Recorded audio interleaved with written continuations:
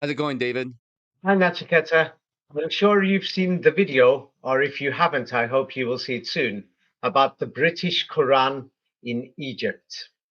Yes, and Mhm. it's a shocking story of the British involvement and the spread of the Quran and Islam in Egypt.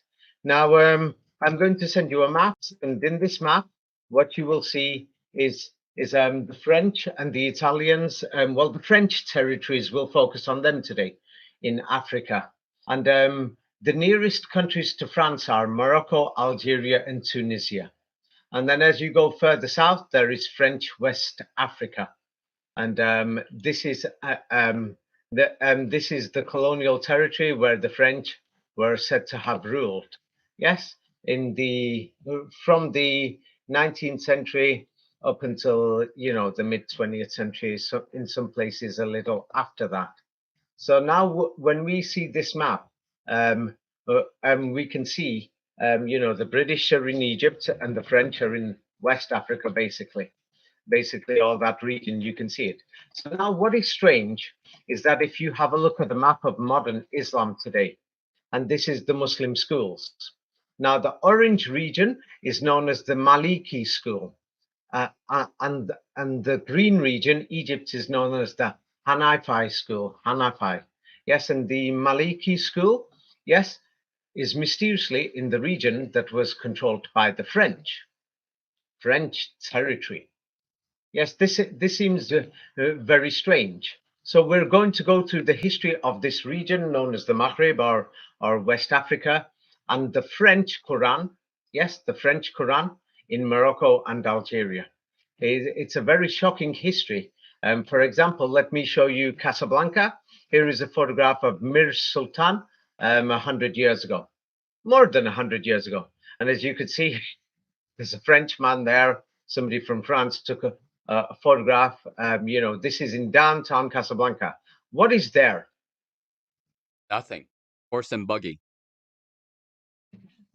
Yes, well, today, if you go to Casablanca today and take a picture of Mir Sultan's downtown Casablanca, yes, what do you see there today?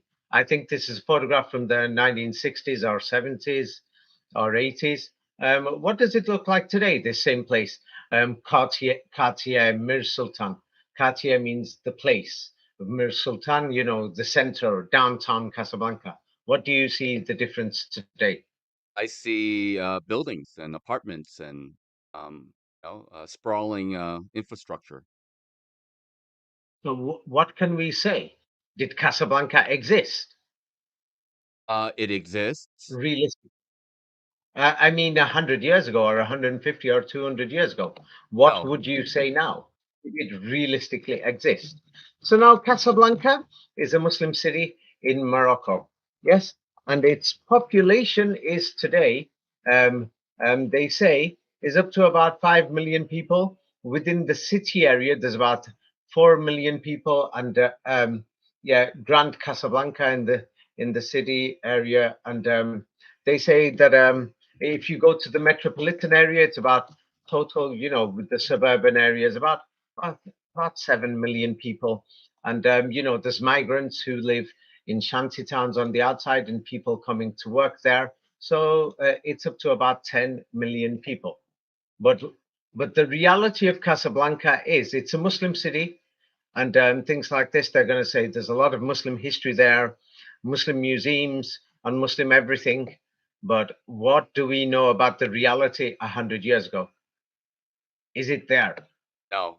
Nothing was there 100 years ago. It's not there. So that means the history of this city must have been invented or falsified. So now let's have a look at Meknes. And here is I think this is Meknes. Let's see. Here is the city of Meknes. And what is shocking, we see a similar thing. Yes, the city, we can't really see it. It's like there's new buildings today. Can you new buildings at that time, as if they've been just built? Can you see it? This Yes. is like 100 years ago. What do you exactly see in that city? I see a crowd of people, kind of an open street and some walls. You think they've been there for centuries? Do those buildings look old to you? No, they look pretty new to me. So the thing is, of course, they're going to tell us Mechanus has got, 1,000-year history or something like this. But we can see that basically nothing there. The people have just arrived.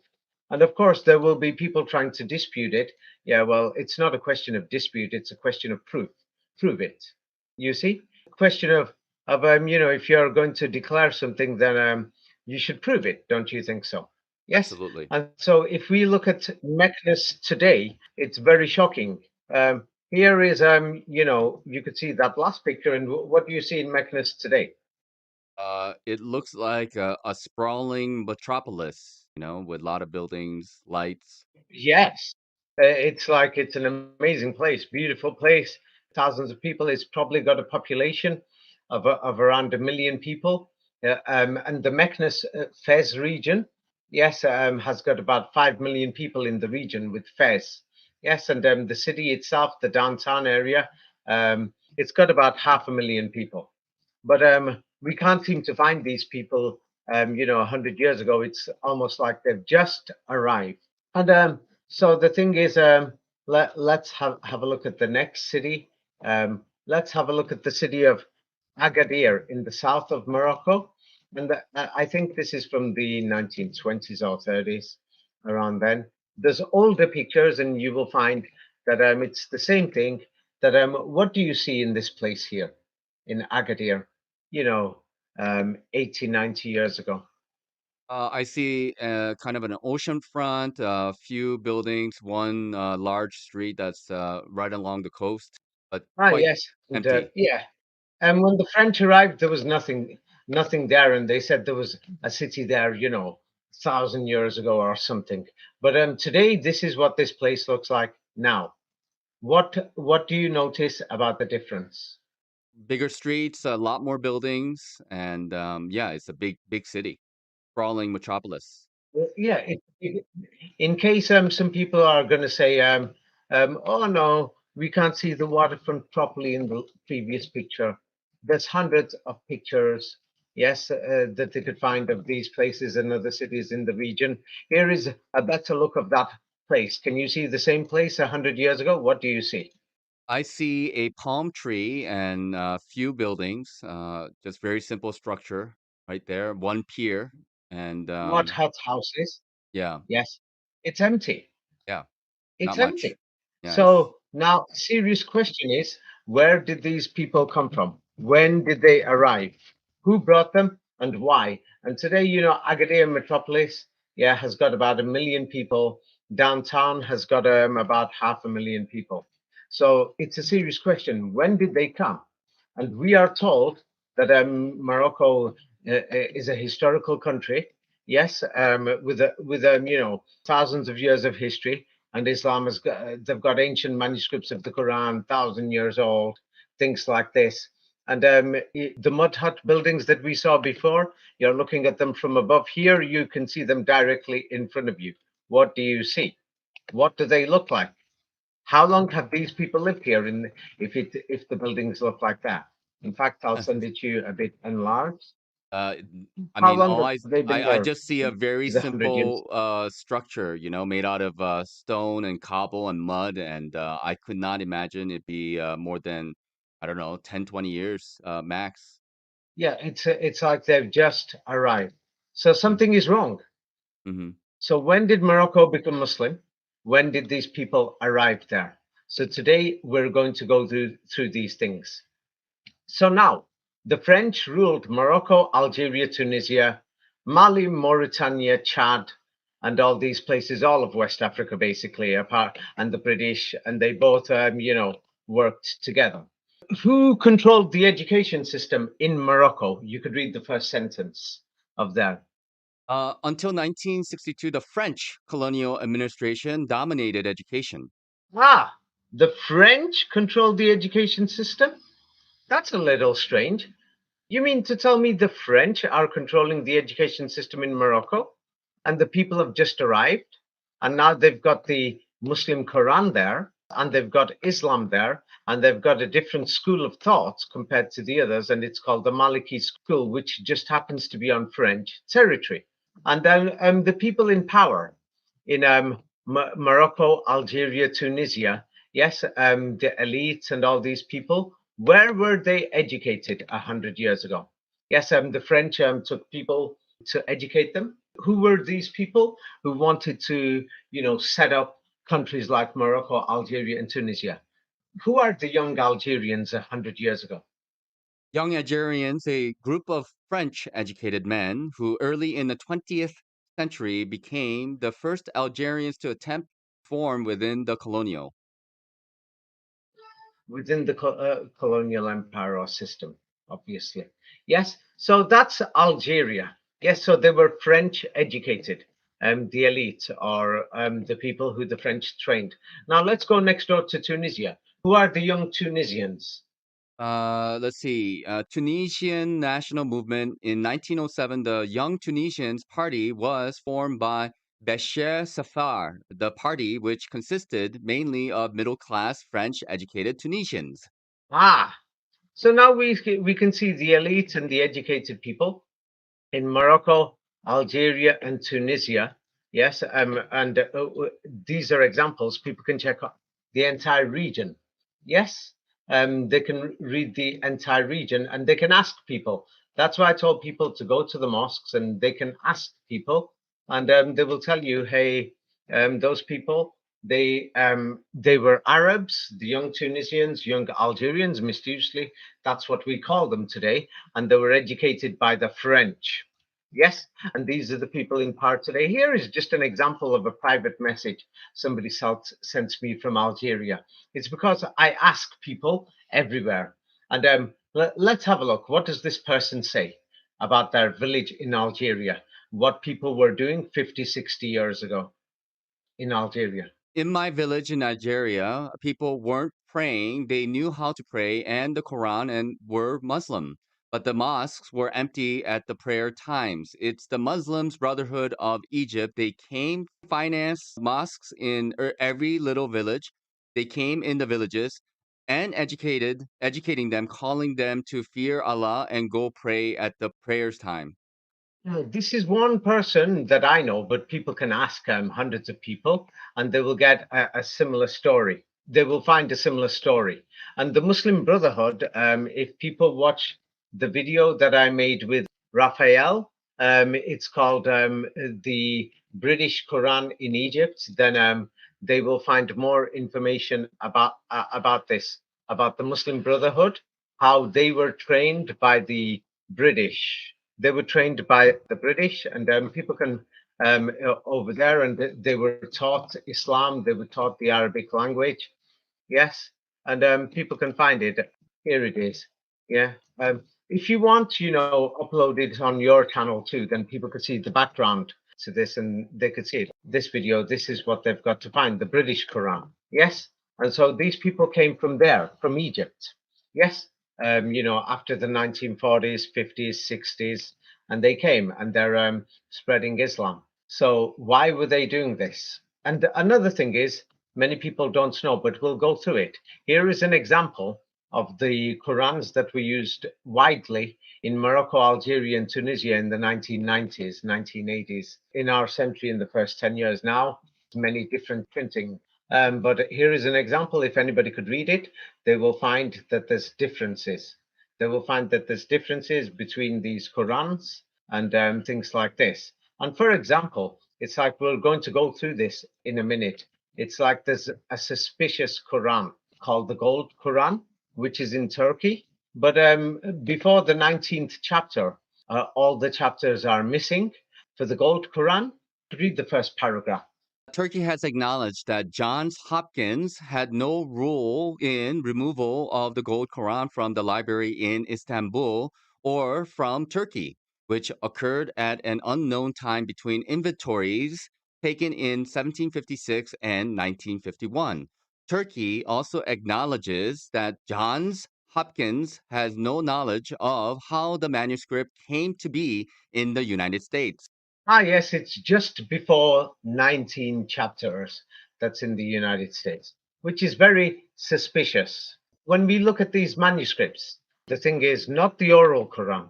The manuscripts, they've got differences, whoever wrote them. Like, for example, the Warsh, it says Al-Azina in the, this is in the, Morocco, Algeria, Tunisia Quran that was widespread printed, 20, 30 years ago.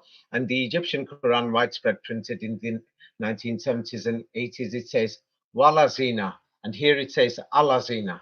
And Mhm. the thing is, what we see is that the Istanbul Gold Quran, which is the first 19 chapters before that, is in America. The Warsh Quran has the same spelling like the Turkish Quran. So the Morocco, Algeria, Tunisia Quran has a lot of similarities in spelling with the Turkish Quran, but the Egyptian one's totally different.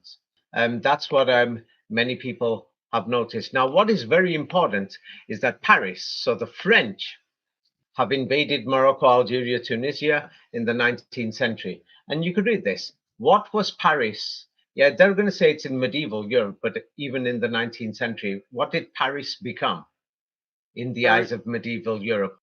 Paris became, in the eyes of medieval Europe, a new Jerusalem. Yes, that's simply it. Paris was the new Jerusalem or the city of Islam, Jerusalem, Jerusalem. It was the city of Salam or Islam. This is very important.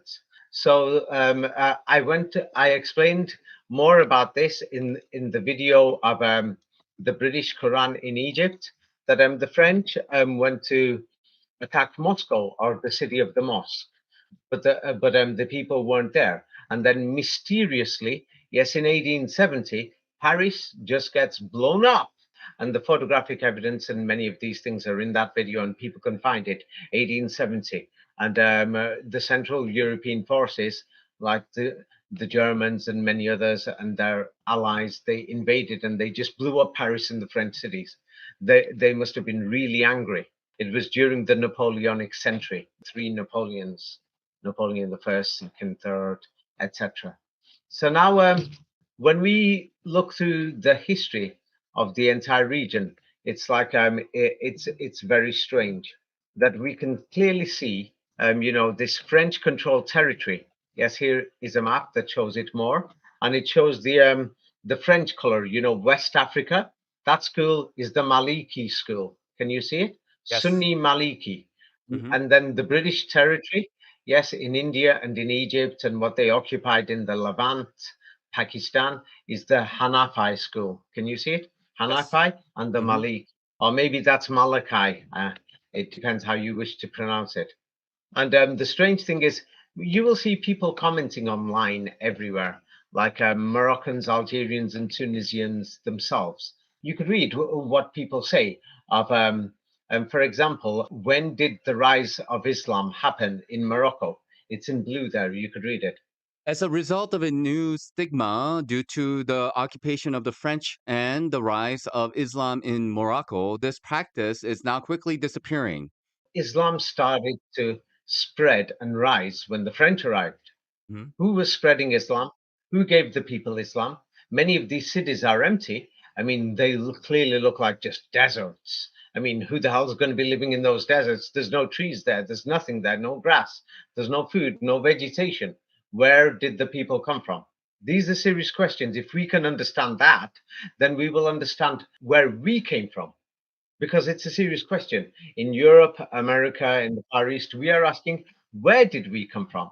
How did we learn these languages? How did we get these religions? So many practices in the country that people would call pagan or other things disappeared mysteriously after the French arrived. Things like this. And you will see that there was something going on after the French arrived that people are commenting. There's many blogs here. You could just read first paragraph. When did many things that people did in Morocco, Algeria, Tunisia that are pre-Islamic? When did they die? When exactly did it die? These are Moroccans and Algerians talking. The first paragraph. When Sure. exactly did it die?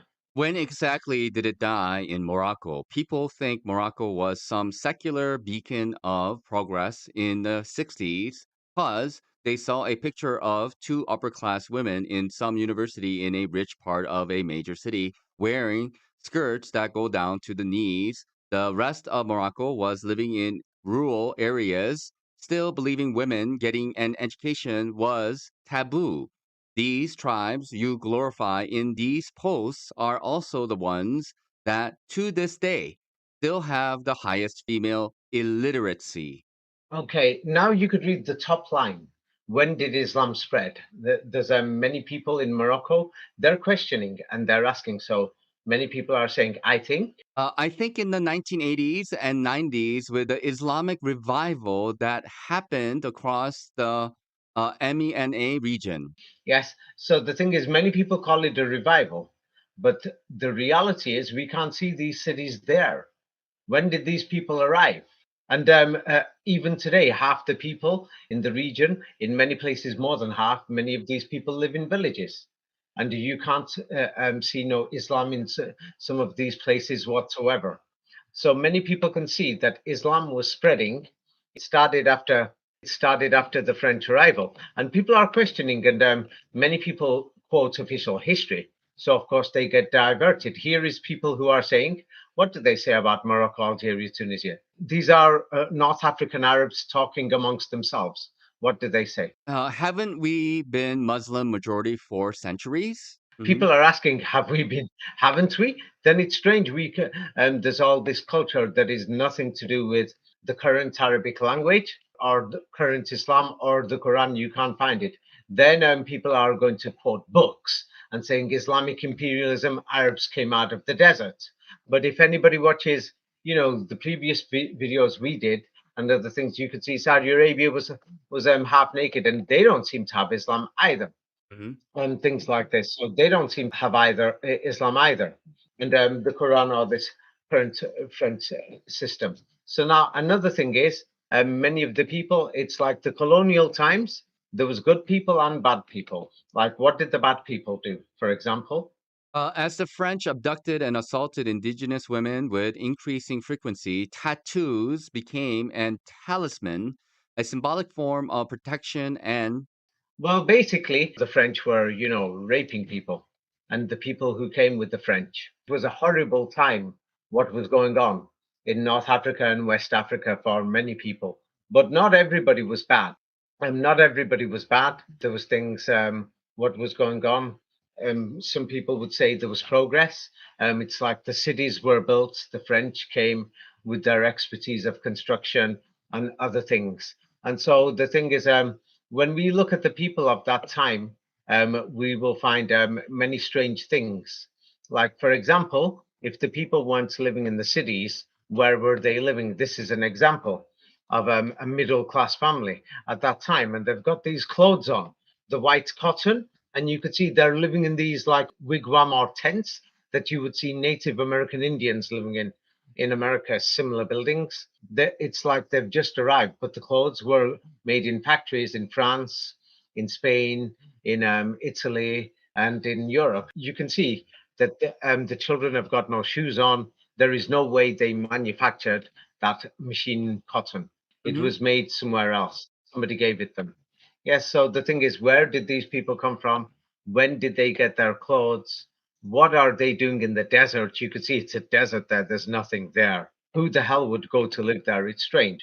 So by the 1950s and 60s, the people who were living in the cities, now the French and the Europeans built the cities, and then many of the natives came to live in the cities. And so what happened? The French failure. French failure to grant full civic and political rights to the Muslim elite would eventually provide a strong impetus for the decolonization movement. Okay, so we can see that the French are ruling these places. The French have given them education how the French wish to give some of these people that they found in the villages. And where did these people come from? So the French have now educated these people. And after they educated them, they taught them Arabic, they taught them Islam, and many of the things. Many of these people, France didn't give them full equal rights at the time, not like people have equal rights in France today. So this is when they wanted independence, these things. Now, many of these people were chosen by the French anyway, Yes, and they were educated by the French. So the more we look at the region, we see that there is something wrong. So when we look at the region, it's like, for example, the French and the Jesuits, the Masons and other people, they came from Europe. They went to Lebanon, they went to Tunis, they went to Cairo. For example, what were the Jesuits doing? The Jesuits opened their universities and schools, not only in Tunisia or other places, but in other parts like Lebanon, Syria. And what did they do? Phased that the Jesuits, Phase that the Jesuits not only chose Arabic as a language of communication, but educated in Syria.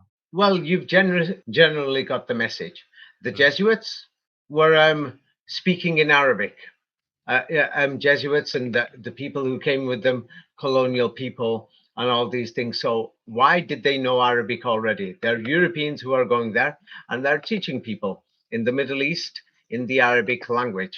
So, here you could read more. It's well known. Yes. For example, yes, in Syria and in Lebanon, you could read this Jesuits and Catholics. Jesuits and Catholics were generally for the society's work in Syria and Lebanon, teach the French language. Catechism was in fact taught in Arabic.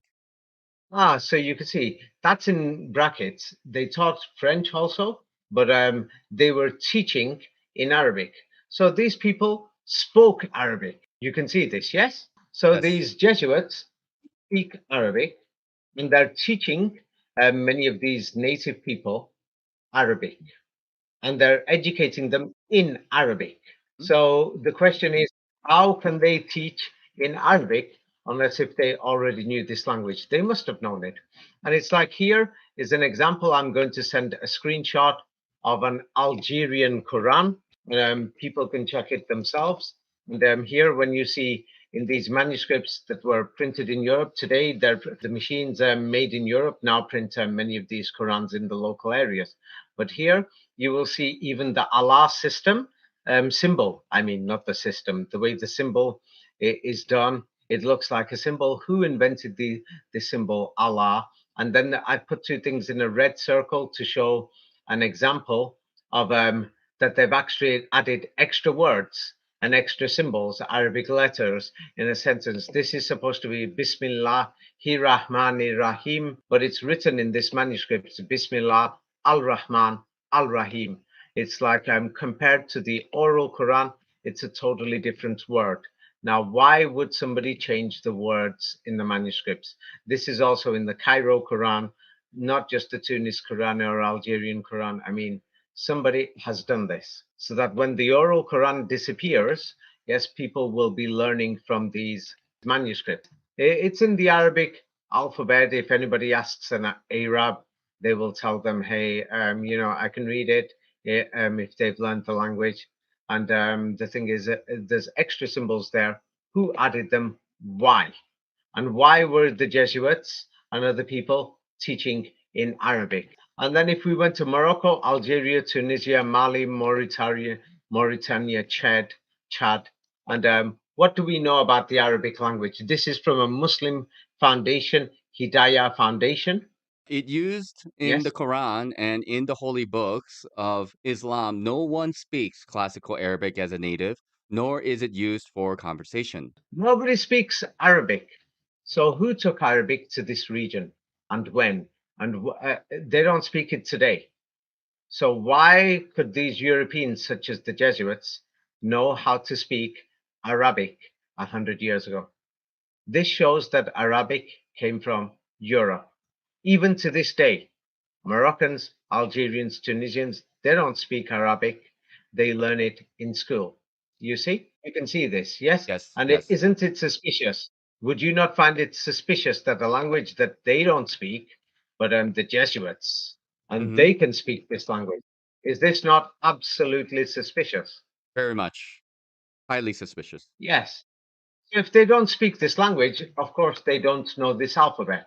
So the Jesuits are coming along, they're opening schools, and the Europeans and other people, and they're educating these people. What the hell is going on? Can somebody tell me, please? What do you think is going on? Is it suspicious? Well, my suspicion is that the language is introduced to the local population. There's kind of a displacement of the population, and people moved over somehow to the Northern Africa region, and the Jesuits and the different colonial governments established the education system and the language. So that's what my suspicion Yes, will be.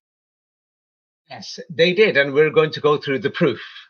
Yeah, and the thing is, if anybody wants to understand the masonry of the current Arabic alphabet, yes, the shapes and the designs, they were Masonically designed. And Mhm. this is in my books.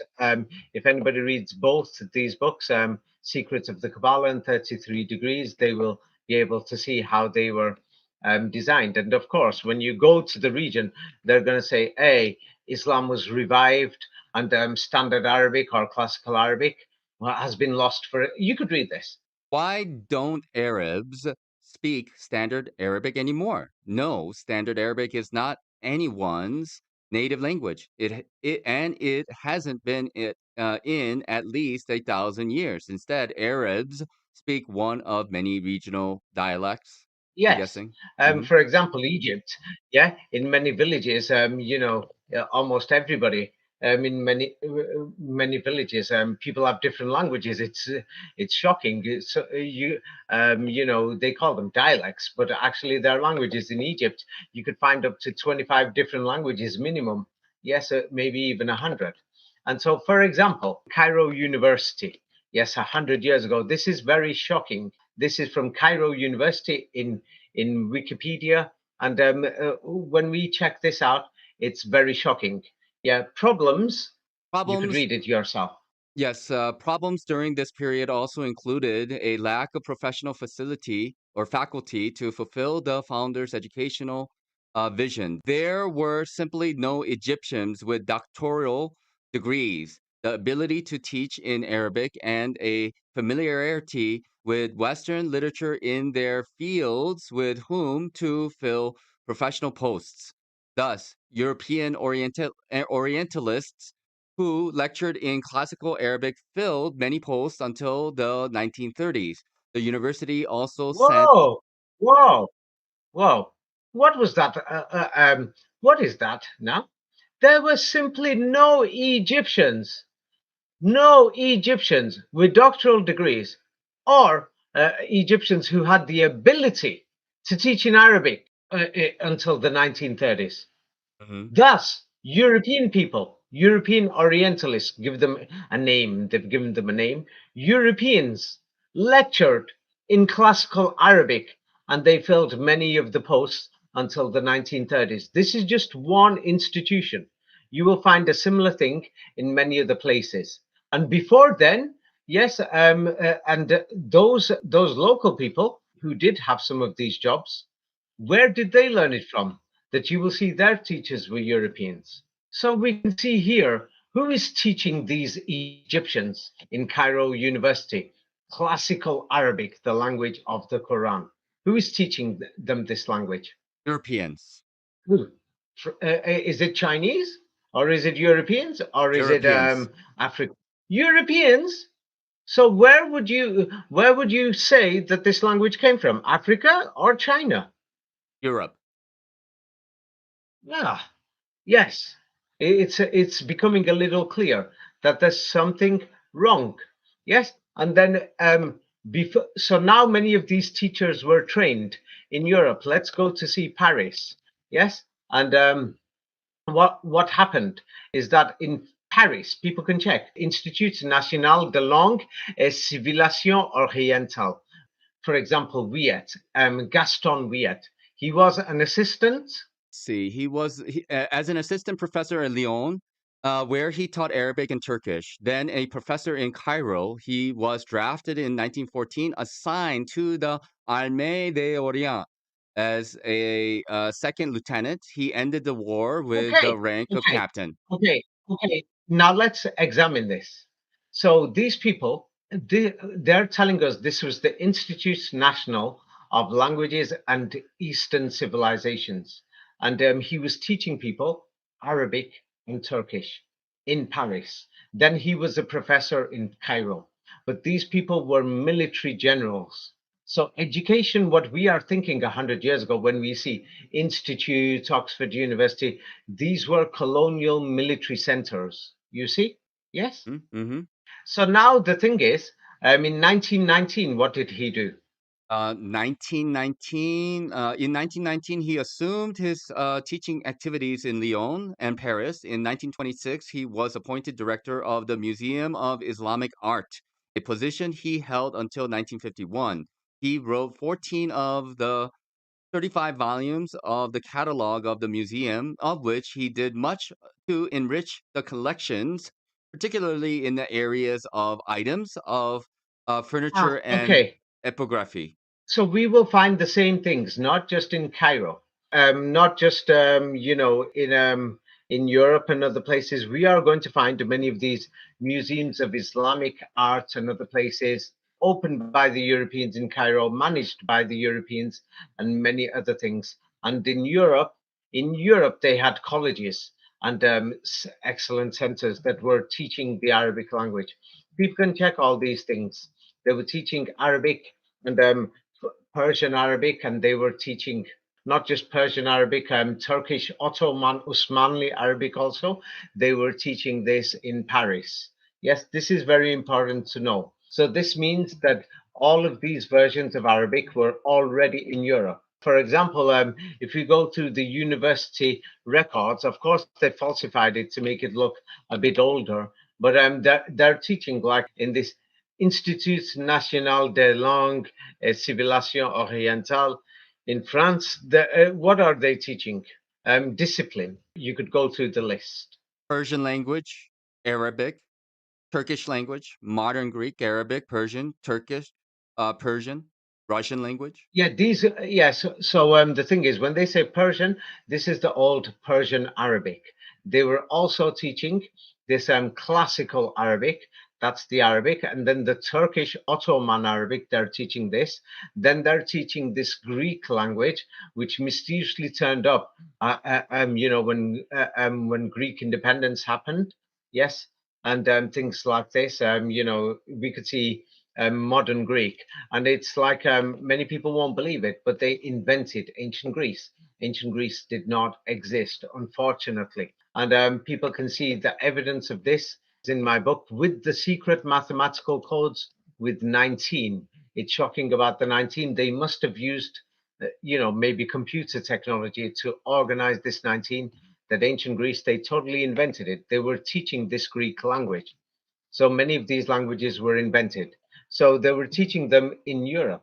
And Hmm. so, how could they do that? And unfortunately, many people won't want to hear this. I explained this in the video with Raphael that many people they took to build fake monuments, to build Cairo and all these other cities in the deserts in Egypt. They kidnapped them from Western Asia and India, even the Western Asians, before they were in Western Asia, like Yemen, Oman, they were already from India. They kidnapped them and like often seem like they kidnapped people and took them to work in the factories in New York and Philadelphia and in Chicago and Boston. They were kidnapping them from Europe and Eastern Europe. So you could read this. This is the reality of the story of like how many people came to Gaza, even in Palestine after World War One. What were the British doing? The British ruled Egypt, and then they took over Palestine from the Ottoman Germans who were defeated. So in 1917, you could read there, the British. The British began to encourage the kidnapping of peasants to serve in their labor groups in Palestine.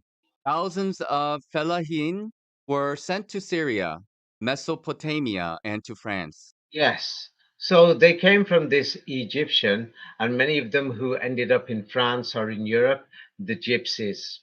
It's a long story. And those people, before they came from Egypt, came from India. So the arrival of the gypsies, Mesopotamia, places like Iraq. And people can check just during World War One, after World War One, just in Iraq, the British took Iraq, Syria, and Kuwait. The British took about 500,000 people. About half a million people basically kidnapped thousands of these people who went and they intermarried with people who came from Ottoman lands and from the fall of Moscow 200 years ago. People have to watch that other video, and they will have to read many of my books to understand this further. Um, I forgot exactly how many. They're going to say just to Iraq, they sent about they took about a third of a million Indian, and they call them servants in 1917, I think it was, or 1918. I don't have the information in front of me. People will have to go and check it themselves. But anyway, they took many of them from there to Palestine, unfortunately. And at the same time, what happened is something was going on in Europe. So in Tunisia, many Europeans went to live in Tunisia, and many Europeans crossed the border to go live in Morocco in the 19th century. You could read where it says by the mid 19th century. By the mid 19th century, the Jews who originated in Tuscany or other parts of Italy and settled in Tunisia during the course of the century were allowed to. Okay, you basically got the message. Mhm. There's many people, they call them Jews, but it's not Jews, but because they don't talk about this history, but many Tunisians will say that they migrated from Italy. And they know that their grandparents can remember that their grandparents or their father was running from Italy. Something was going on, that nobody in Italy spoke Italian. So there was many people who were running from Italy going to Tunisia. Many people who they said Jews, but when they arrived over there, we don't seem to find any Jewishness within them. So it's very strange. So now we're going to go a bit more to this to have a look at what is going on in Morocco, Algeria, and Tunisia itself. And unfortunately, this is the reality. Tunisia was occupied in 1883 by the French, as many people from Europe are running over there. So they thought, hey, we're going to go over there. Now we're going to have to control the people. So many of these young Tunisians, yes, who wanted independence later, they were educated in France. The other thing, you could read the second paragraph. The party known as Young Tunisians was formed. Yes, the party known as the Tunisians, Young Tunisians, was formed in 1907, who thought that the people of Tunisia should have self-determination rather than being a protectorate of France. The movement was inspired by the Young Turks of the Ottoman Empire and the Egyptian National Party led by Mustafa Kemal Pasha. They were French educated and advocated for the rights of Tunisians and Frenchmen. In 1908, the party supported the establishment of a constitution for Tunisia. They printed a newspaper called Le Tunisien. This was the first French language Arab newspaper in Tunisia. Their motto was okay. Yes, these people were trained in Europe. Yes, they were educated by the Europeans. They were printing newspapers or documents or whatever with the machines that the French gave them. They didn't have these machines and other things. So it's very strange what is actually going on. And Mhm. the thing is, we will go through a few more details of what is actually going on. What did the French actually do while they were there in Morocco, Algeria, and Tunisia? What did they do for these people to turn around and think, hey, that we want independence? So Mhm. now the thing is, throughout the region, Morocco, Algeria, Tunisia, and Western Libya, you could read this. Yeah, madrasas means Islamic schools. Right. Madrasas. Madrasas in Morocco were funded entirely by private charitable endowments. The larger endowments were then taken over by the proletariat government. Yeah, by the French. So now what they are telling you is that there was all these Muslim madrasas there, and the French took them over. Like here is Agadir, and they're going to say the French went there and they took over the Muslim madrasas. Now I want you to tell me how many Muslim madrasas were there here. Can you Probably see like, any? no, I don't know. I don't think so. The place is empty. I sent you another picture, which Yeah. is totally clear, and it shows the place is empty. Yes, not just this one. There's many more. Hmm. This picture is probably 1920s, 20s or before then. So here is Casablanca. So Hmm. now, if you go there today, you would believe the French took over these Muslim Quranic schools called madrasas where they learn the Quran. Yeah, so here is Casablanca. Have a look there. Did the French take over any madrasas in Casablanca? No, not Can you there. see any madrasas? There's nothing there. There's a guy and a buggy. That's What, what happened to these madrasas? Where have they mysteriously disappeared to? Are you trying to tell me they disappeared? Yeah, here is a picture of Meknes, and Meknes, I think, around 1900. So if Mhm. the French arrived, let's say, in the 1870s and 80s, how many of these madrasas can you see there? Zero. Yes, the people have just arrived. So now here we're going to go through the shocking history of Morocco, Algeria, and Tunisia itself. Now here is the real deal. And yet you can read this in 1850. In 1850, the French colonial administration also began to set up Franco-Arab universities in Algiers. Constantine and Pilimken were where both the French language, science, and Islamic doctrine and law were taught, free of charge. Only people who had been educated in the Franco-Arab madrasas could be selected for the different officially recognized Islamic religious functions, such as mufti, imam, and muezzin. The colonial administration not only sought to control the nomination of Muslim religious personnel, it also controlled the sermons in the official mosques. In addition, the French looked for support from selected Sufi orders and confraternities.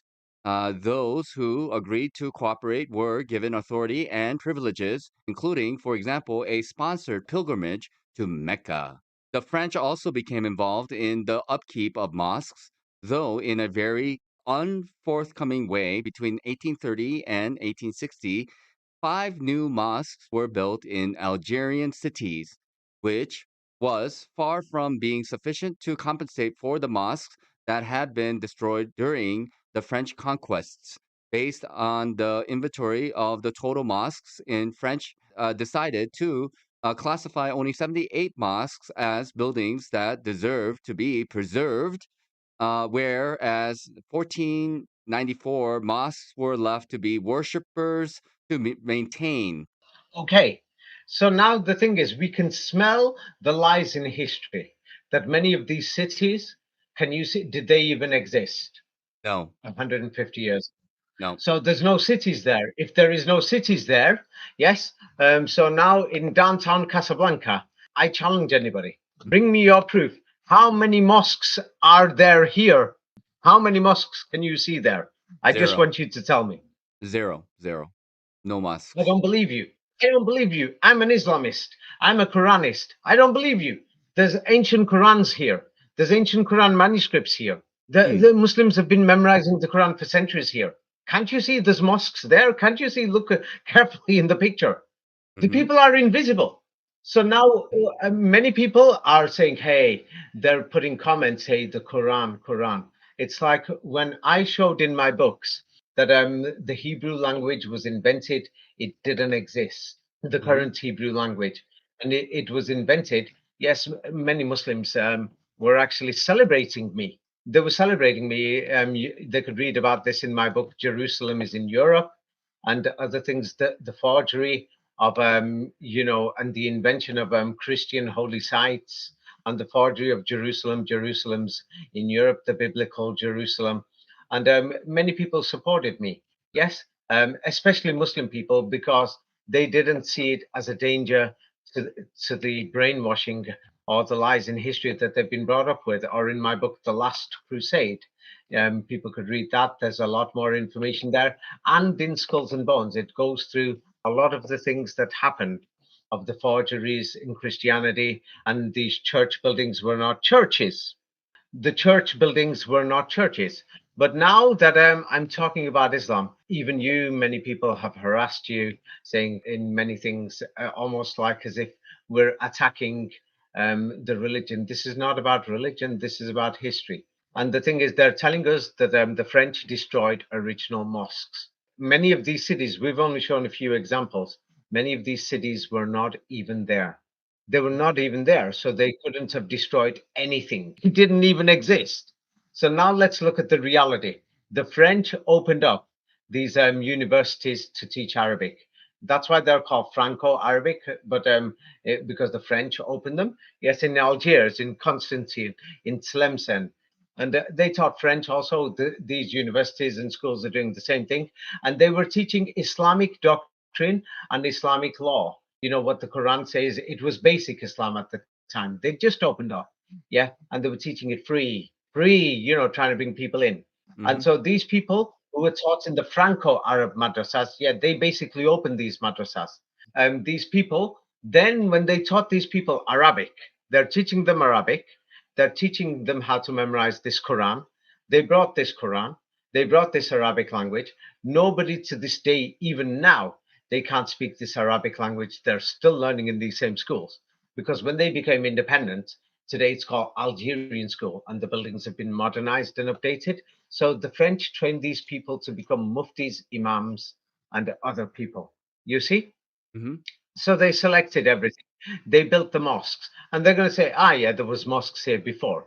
Now they're going to say that there was Sufis or Bektash in Turkish, yes, Bektash societies and other things. Now that's a totally different matter. That's a totally different thing. But another thing is, especially after the 1910s, 1920s, 1930s, the French were paying for people free to go to Mecca and Medina. Yes, to go to Hajj over there. And the French maintained the mosques, they financed them all. And so the 1830s to the 1860s was the beginning.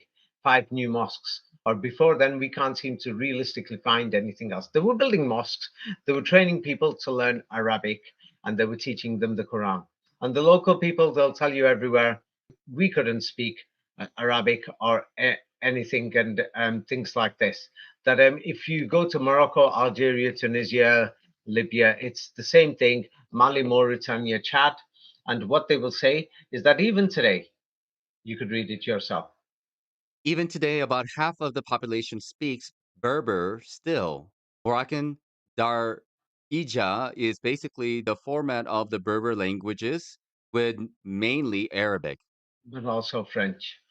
They claim it's got a mixture of Arabic, yes. So that's why up to about half of the meanings, I've said this before, yes, of the Arabic Quran have now got mixed together with these dialects and these dictionaries. But what we can see is that the French are coming over, yes, I'm teaching them. And if people are going to imagine these schools, they're imagining something modern. Believe me, it's not something modern or anything that people can imagine. In fact, let's go through a few of these schools and we'll have a look at them. Like, for example, here is a jewel, what they call Franco Arab School in Al Jadida. I think they were teaching them Judaism there. You could read it at the bottom because they call it Franco Arab and people are imagining a school. So, what is this? École Arab? I cannot read it. École Arabe Français. Arabe Okay. Français. Hmm. At the bottom, professor, élève d'école arabe français. That's what it means by Franco-Arab. These Ah, pictures are describing these. So when somebody reads it, they're going to think it's something professional. Franco-Arab school. No, these pictures show the reality. It's like it's just, this is a photograph from 1912.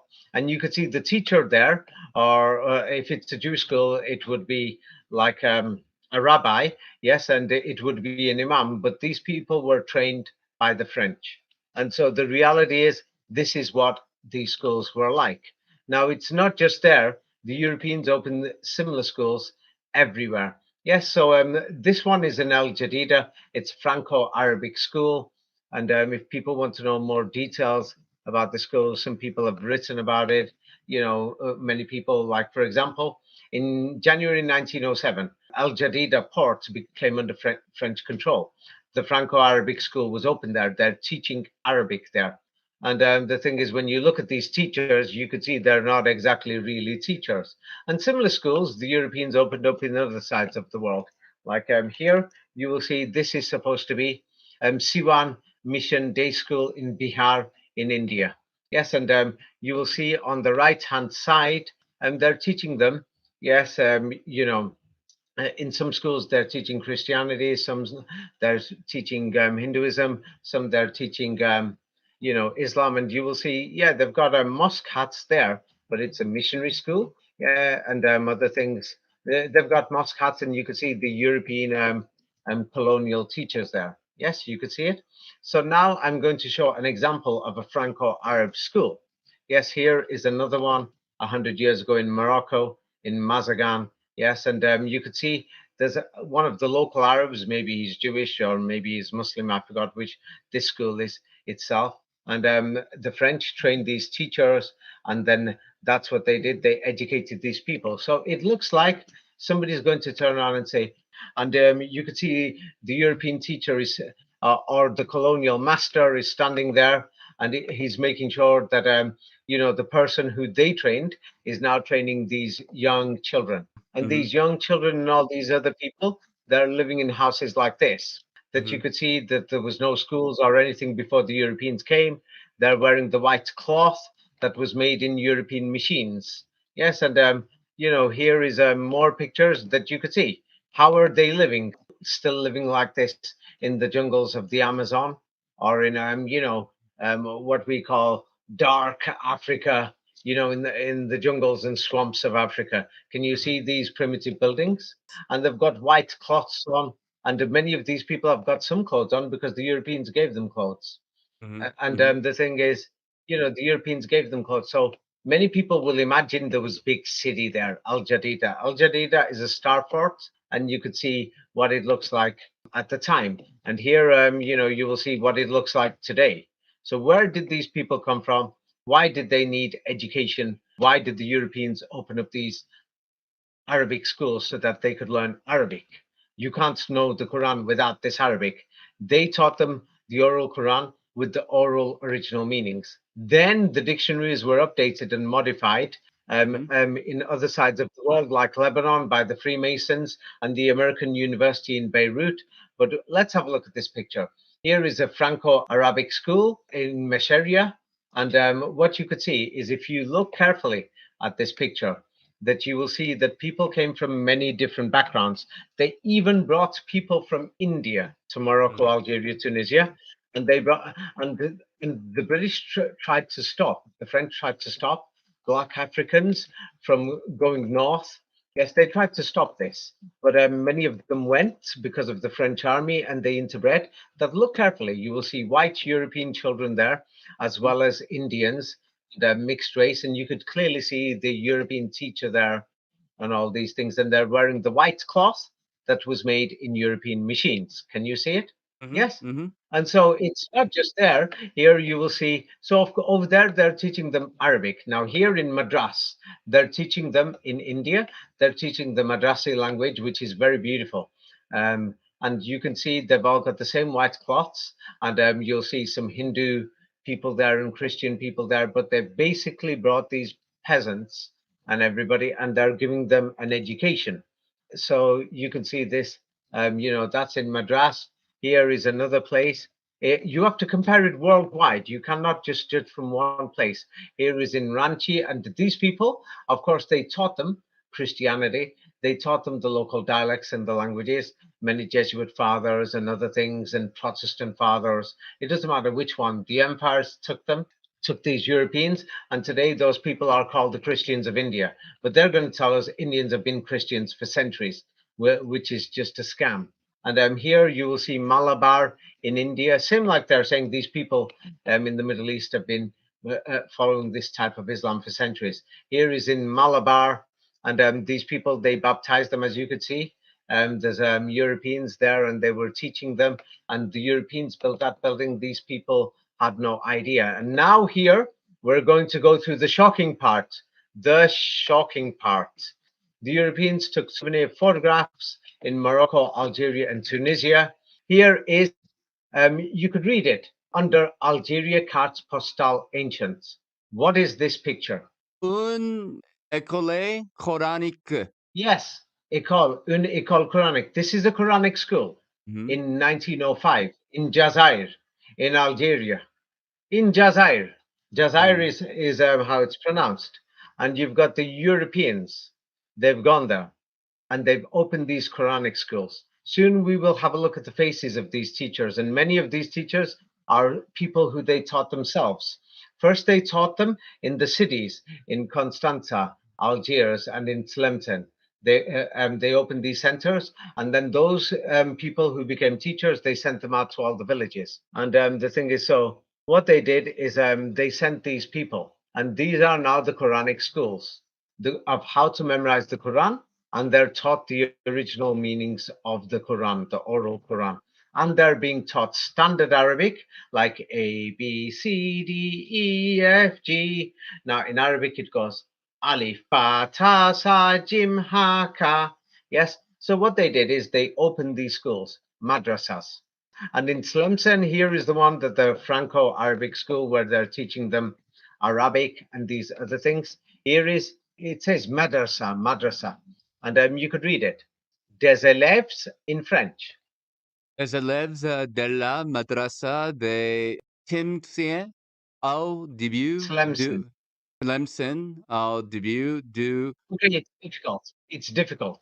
But yes. basically, here is the madrasa of Tlemcen, the Franco-Arabic school that the French opened, in the beginning of the 20th century. And they brought these people, and you can see these people are in rags, and they're slowly training them in Arabic and in the Quran. Now, those people, this is a city, and the French opened it, and those students, when they grow up, they went out to the villages. The French sent them out to go and teach the village people Arabic and the Quran. Now, when we look at how many of the local people lived, many of them were actually naked. You could find the naked pictures online. I'm not posting them here. And many of them, they came from India after the Suez Canal. The French brought them for construction of these Stafford cities like Algiers and Oran. But this is how the people lived. As you could see, they clearly cannot read and write. And the white cloth they've got there was made in machines. And so soon we will see that slowly these people, they learned how to pray. Somebody taught them how to pray. Somebody taught them the Arabic. So now let's go through, and I will read the next one because it's actually difficult. But have a look at this picture. You will see these are like the Jesuit sisters or the European teachers. They're called the White Sisters that the Europeans sent. And here is a school for girls in Kabylie. And what they did is, you can see the people are half naked. The French gave them the rags and the clothes, and they don't have shoes. But here is, actually read the first paragraph, dans les cartes. For the first paragraph, or people will say I'm making this up. You can see the white European ladies who are there, and what are they doing? Just read the first paragraph. Dans l'école représente école coranique et madrasate nous That's ni okay. yes. Okay, that's simple. So when the Europeans did this, they took photographic evidence. You are going to find hundreds of photos all over the world. Dans le carte means in this picture, basically in this card, represents, it shows the Quranic school, madrasa. And who is teaching them there? Who are the teachers in this Quranic madrasa school? Is it the great Arabic priests, or who do we see there? The Jesuit sisters, I call them that, the white sœurs blanches. Who do we Yes. see there? The Europeans teaching them the Quran and the Arabic language, or do we see Chinese teaching them? European Jesuit Yes, nuns. and even to this day, these people still haven't learned these languages, Arabic, but they memorized the Quran and they memorized the basic meanings. So those people who came first from Europe gave them these original meanings before these dictionaries spread. Of course, they took pictures in a nice way so that they could send them back to Paris. Yes, here they've got the students half naked with no shoes. Here is a European father, a white father in Kabylie, and you could read the first line, Et Kabylie, Kabylie. une classe d'Arabes à la mission de Petit Blanc. Okay, here is in classe d'arabe à la mission de paix blanc. Yes, the Kabylie are a group of local people. They call them Arabs today, or they call them Berber sometimes, or they call them Algerians. Or sometimes, this is an example. These are the white fathers. People can look for the paix blancs. the White Fathers, a Jesuit type of organization like the Jesuit Fathers, and they're teaching them Arabic. So here they took this photograph, and this is in 1903. So they're teaching them Arabic, how to write it, and they're teaching them how to write it and all these other things.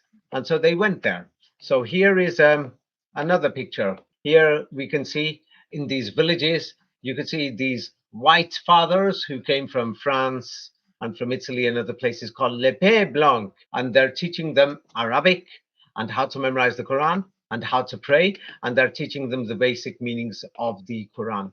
These pictures are available because they were working there. They had to send photographic evidence back to Paris, to the capital, to the New Jerusalem. You've got here is a European. He's teaching them Arabic and the Quran. Yeah, can you see it? You Hmm. can see these things. So slowly, as these schools grew bigger and bigger, the buildings became bigger, but they're going to tell you they're ancient schools for centuries in these mosques. You can see the people are still on the floor in rags, and then the children that they originally taught. Let's say you teach somebody, he grows up, then he is now a local person. He's going to teach a local person. Like here is another Quranic school, and as you can see, there's all types of mixed races there, Indians, whites, and other things, and the people mixed in together. And Hmm. so these were the Quranic madrasas. We can't seem to find them before the Europeans arrived, and the people were naked before the Europeans arrived. I'm sorry, this is what the evidence shows. People, even to this day, cannot speak Arabic in the entire region. They've learnt a few words in schools. When we look at these, like the French built mosques and other things, like you could still see the people have got no shoes on. And here is outside a mosque, Algeria, in the 19th century, in Sidi Okba, l'Oasis de Sidi Okba, however they pronounce it. You can see the people there. And so they're waiting to pray and go in, but you could clearly see that they're wearing these white rags. You could see they're uneducated people, and they were given the Quran. They were given the basic meanings before the dictionaries came. So the oral Quran, we seem to find the start of it there.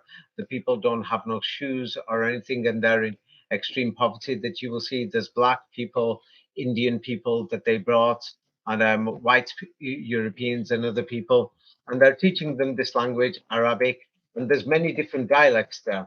Yes, that slowly developed. It's because they brought them from many different places.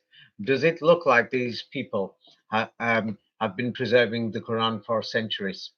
There is another history that many people ran from Europe, yes, from Moscow, to preserve the Quran in Ottoman territories. Yes, the old world history, and many people ran from Europe to preserve the history in North Africa. That's a totally separate history.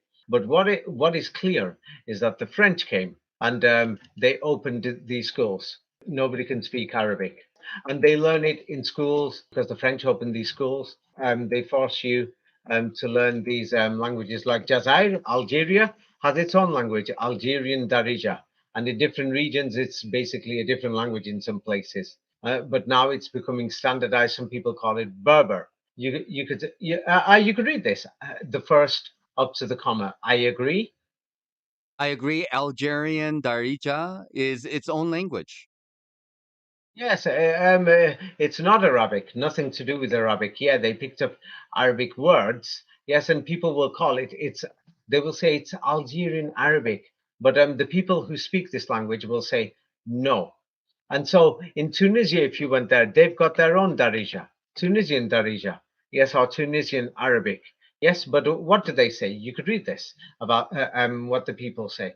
Welcome to our guide on Tunisian Arabic, locally known as Darija. Derja, a unique dialect distinct from Standard Arabic. Yeah, Standard Arabic is used for official things. Yeah. So in Tunisia, they have their own local dialect, but within the villages and from north and south, there are differences. It's like because they brought some people came from Europe, some people came from Egypt. Before Egypt, they came from Yemen. Before that, they came from India. And many of them they intermixed, and there was already some natives there that they call Berber and other things. And so we find the same thing even if we go to Libya. Yes, Libyan Darija, nobody speaks Arabic.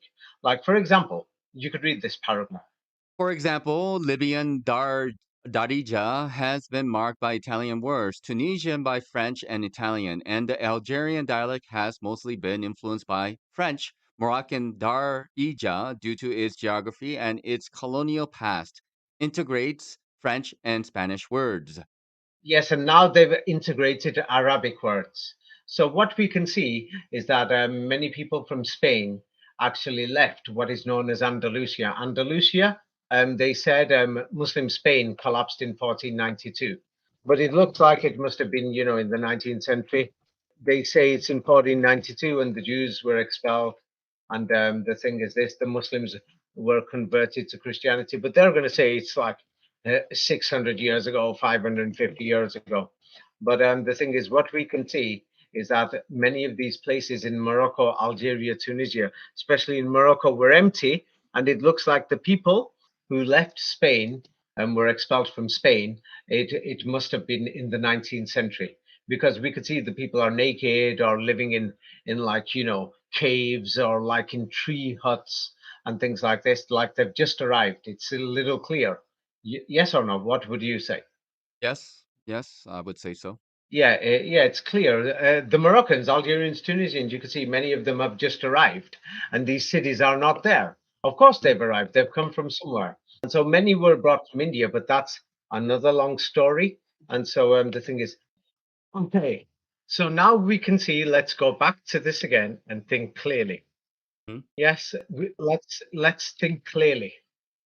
The French set up these Franco-Arab alleged universities, which were not very small schools.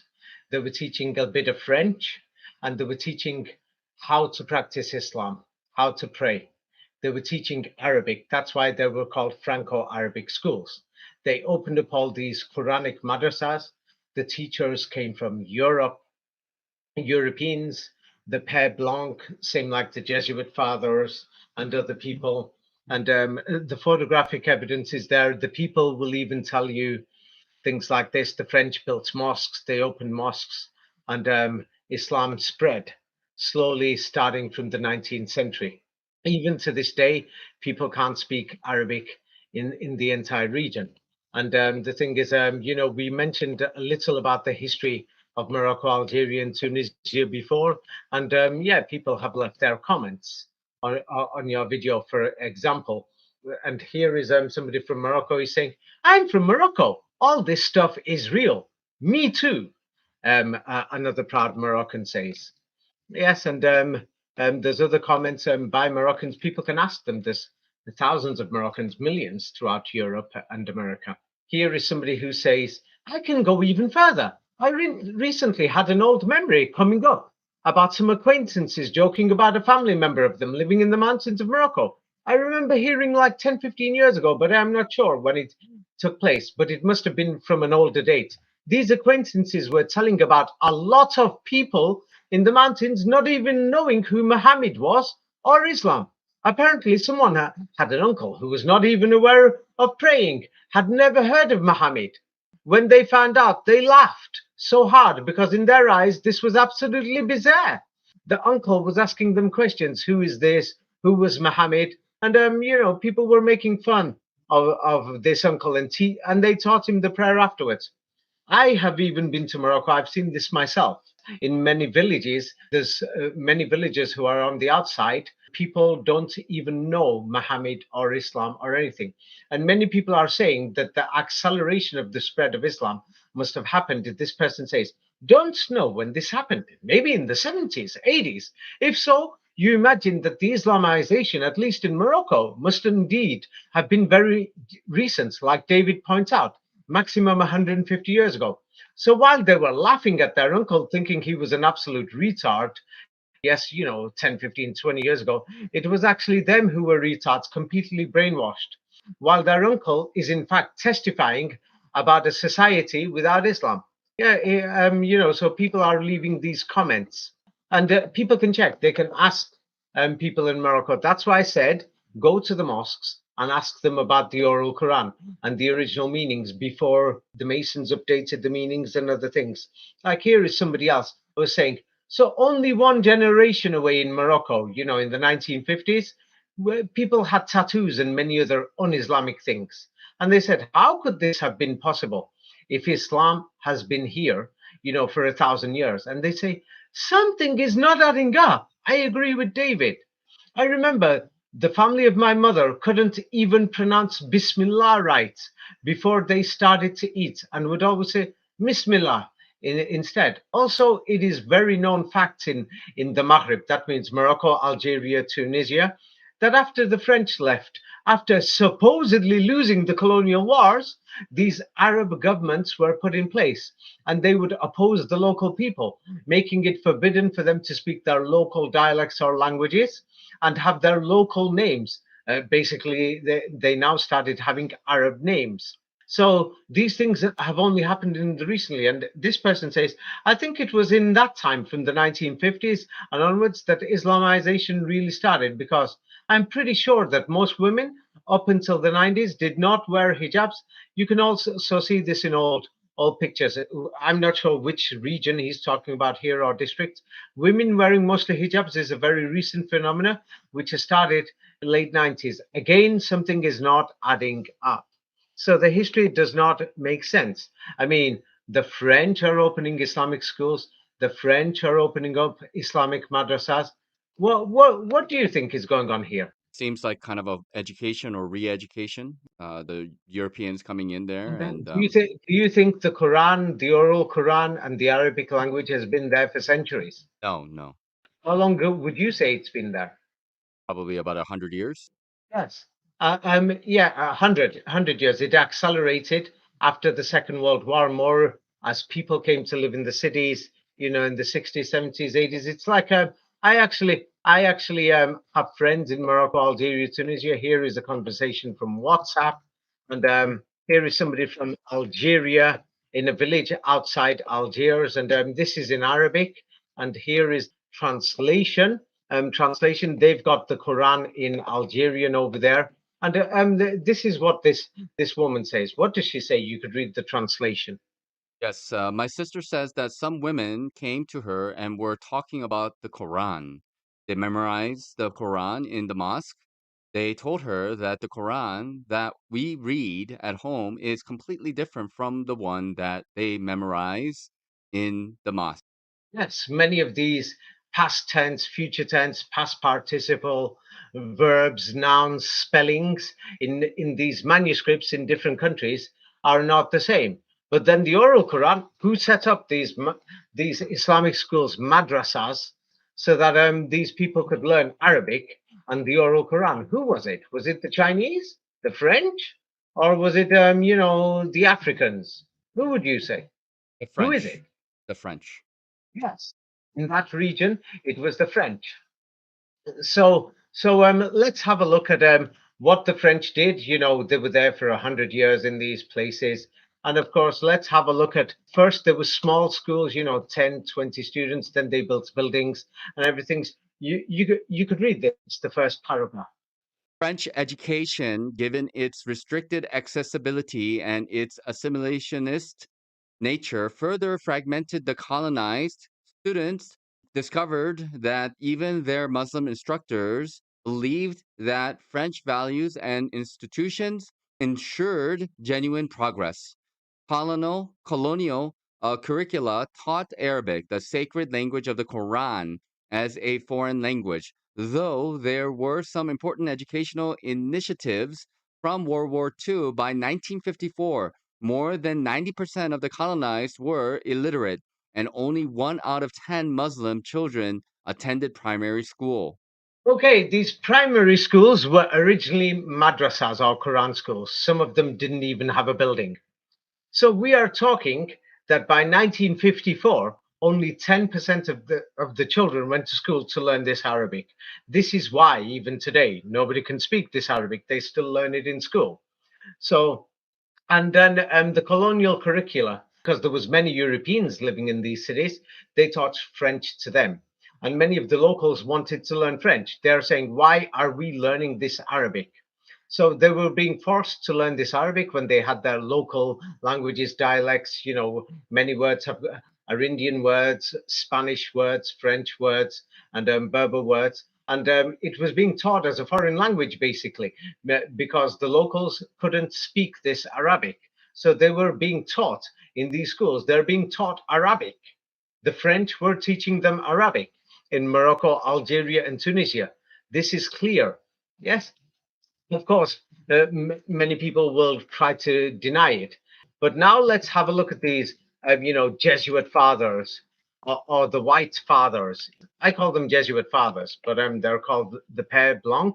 Here they are in a village. This was a school, and they're teaching them, the Quran, and they're teaching them Arabic. Yeah, you could see it's a primitive place.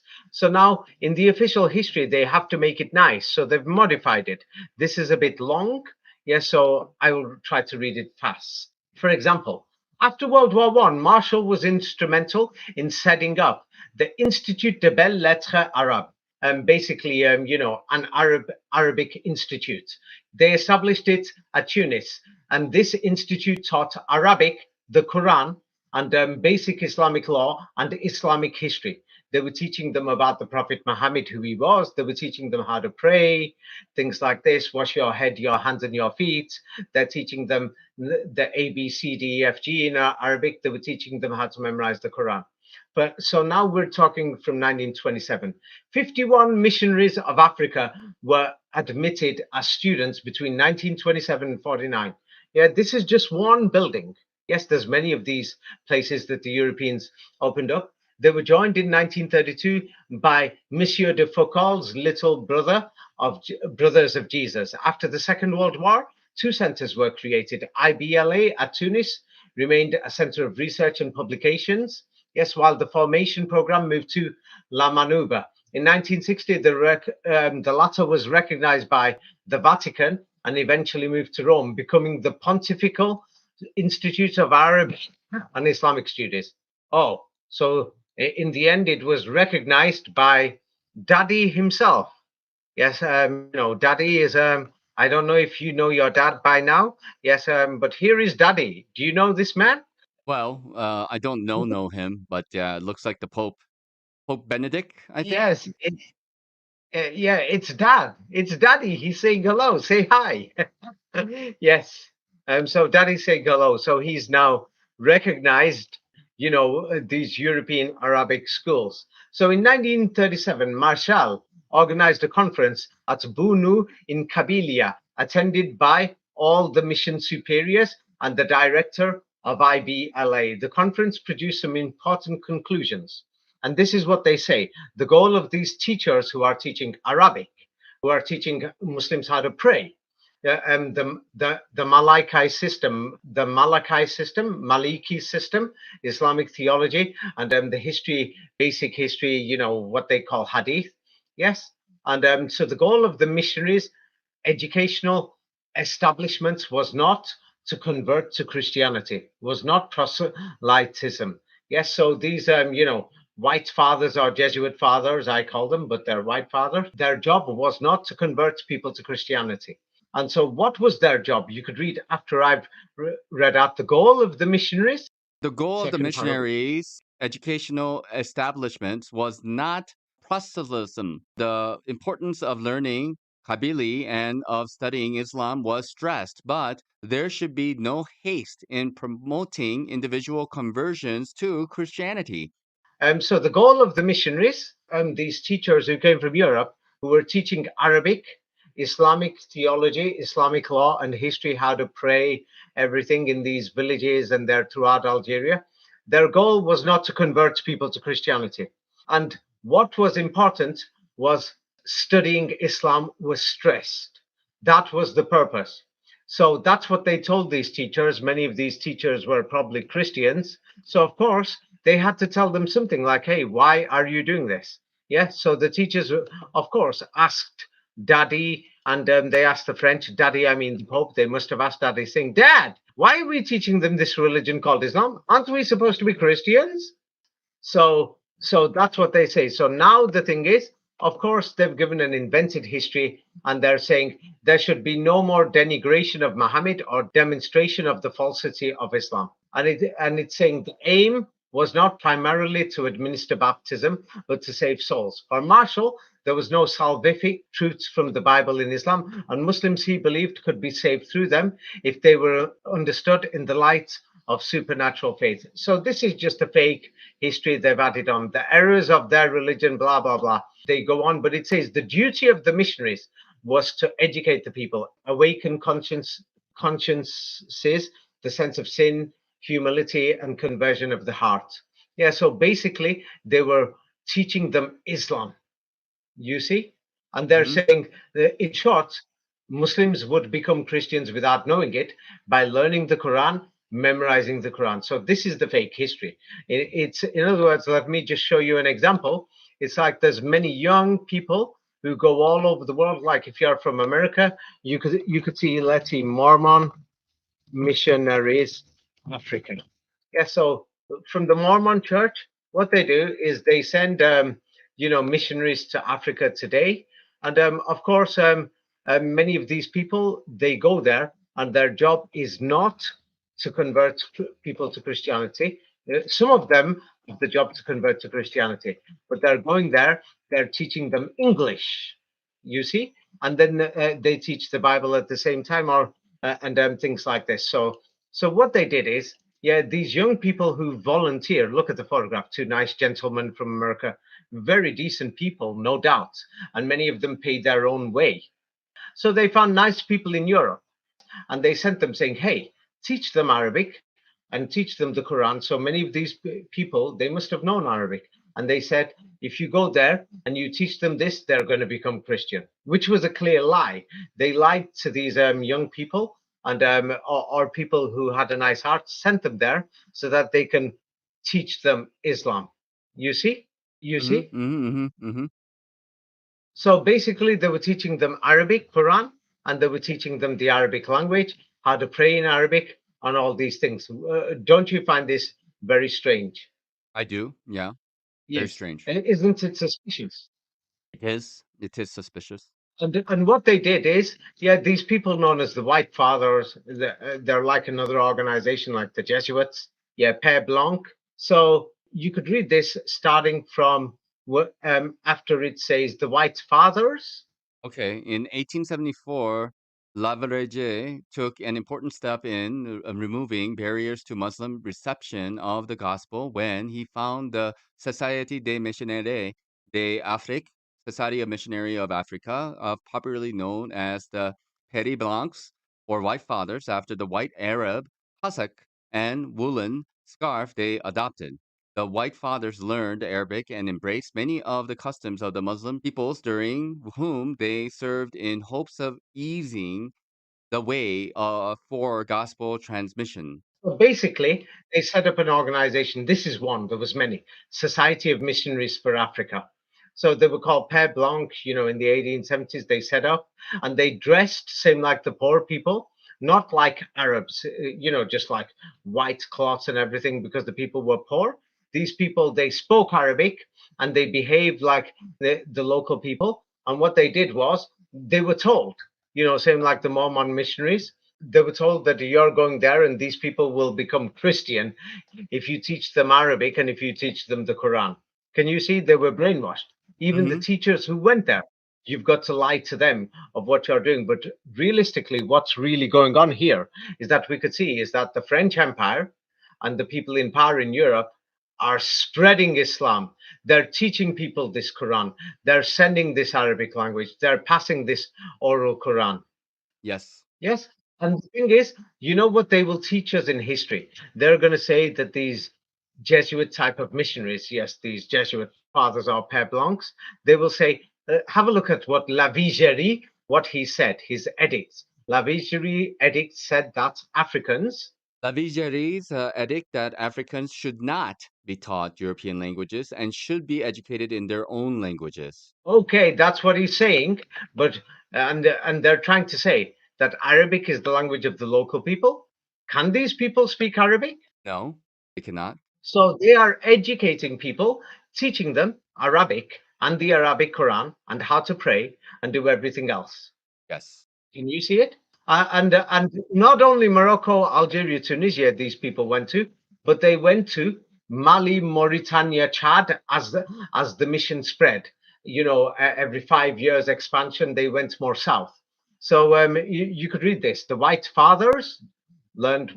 The White Fathers learned Arabic, de Pere Blancs, and Tunisia at Alger and Calabria, Sahara. Yeah, you basically got it. So they started going south. So, for example, this organization, they set up in Tunis. Then they spread to Algeria, then to the mountains, to the Berbers, Kabylie, and all these things in the Atlas region. Then they went further south in the Sahara to Mali, Mauritania, and Chad. If anyone checks the geography of these places, you will see these things. And they're saying, we are teaching these people in their own language. How could they have done this when what do you call it, when nobody can speak Arabic?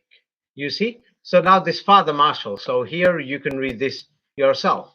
Yes, you could read this about Father Marshall. Yes. Father Marshall was appointed headmaster of the little school in which French and Arabic were taught to Arab children and a few Mozabite ones. Ah, so now they're going to turn and say they were Arabs, but these people don't speak Arabic. So now they're teaching them Arabic and a little French. That's how the French dialect got there. And this is just Father Marshall himself. So what we can see when we are seeing that they're teaching these people, they're teaching them in primitive ways. So that's why we can see that that's how the French words got into the languages. So they weren't proper schools as we saw from the photographic evidence. Yes, like here we could see the White Sisters. They're teaching these people in Arabic. Oh, those sisters who were there, can you see them? Let me just enlarge it. Yes, the two white European sisters. And then you can see some of the natives are a bit wider, some are darker, some like in Indians, they interbred with African soldiers that the French brought from the south. So these sisters were told, teach them Arabic, teach them the Quran, and they will become Christians. But teach them in their own language. Oh, Arabic is their own language. But guess what? These people don't speak Arabic. These people are not Arabs. Arabia was Europea. Mhm, Europea. mhm. So the thing is, you can see, would you say this is a total scam? Or am I just making it up? No, very much a total scam. It's a total scam. You see, and the other thing is, for example, let me just show you the history, and you will find this very shocking. Like, for example, let me just show the Uyghur region is in China. So now let's have a look at this. That you will be surprised. It's so far away from this side of the world. It's so far away from Europe. So let me just find a map, and I'm going to show. So it's in Western China, on the borders of Russia and on the borders of Kazakhstan. Yes, and there's a group of people there called they're Uyghurs, and many of them look like Russians in the north. In the south, they look like Indians and Pakistan people. So this is very important. So now here we have the Uyghur region in China. And so when we look at the official history, what they are going to tell us is some pathetic garbage. This is what they tell us about the Uyghurs. In fact, you could read this yourself. The Church of the East.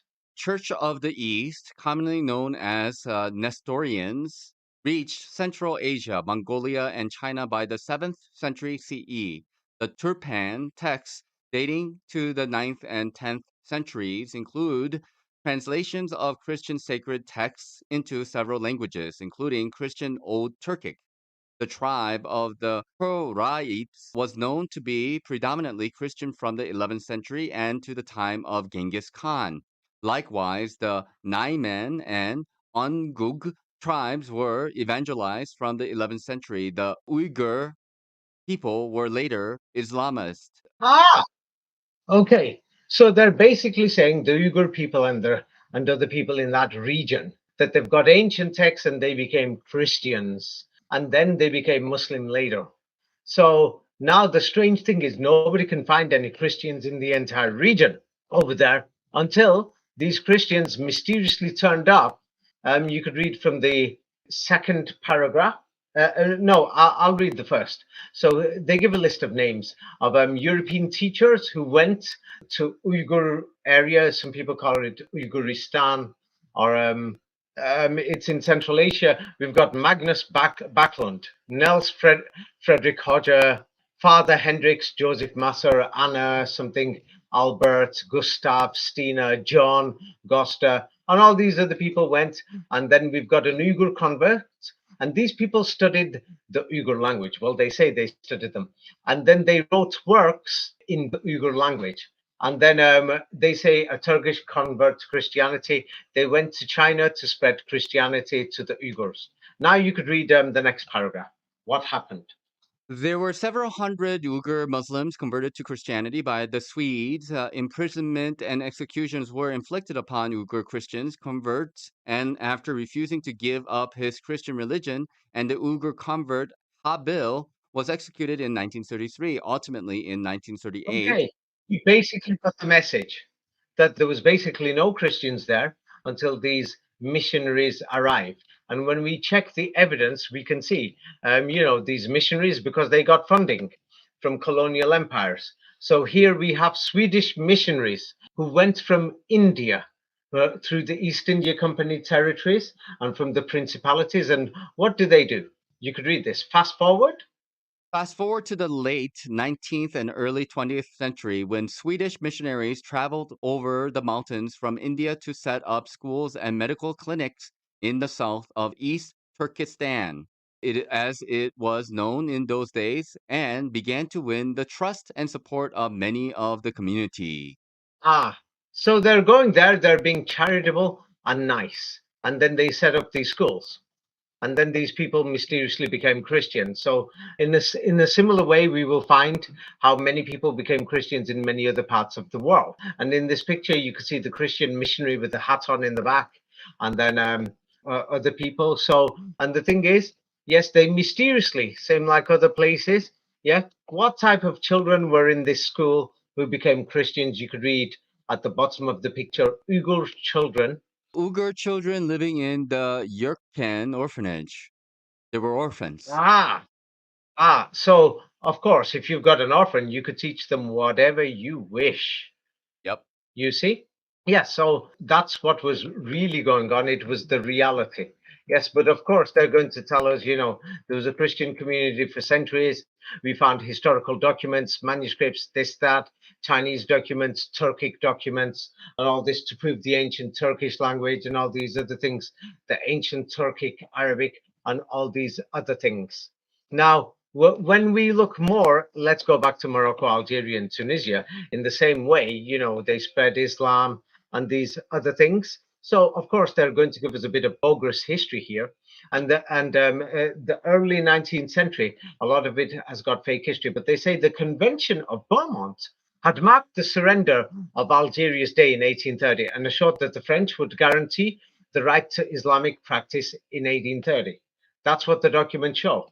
But there is evidence to show these documents are a forgery because we can't seem to find the Quran or the Arabic language or this Arabic alphabet or the design of anything Arabic there with these people until the French arrived. It was after them.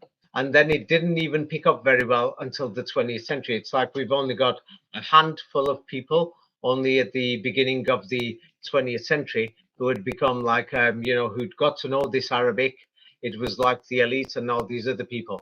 And the masonry of this current Arabic alphabet, it's not the same as the Arabic that was used in Osmanli Arabic or in Northern Europe. And a lot of it has been masonically designed and invented. This is more in my book, 33 Degrees and Secrets of Kabbalah. It's actually shocking what we can see in the symbols.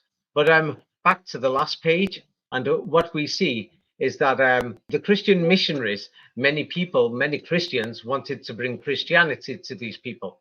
But the colonial administrators are saying we are going to respect indigenous languages in their religion. So, and then they're saying we're going to teach them Islam.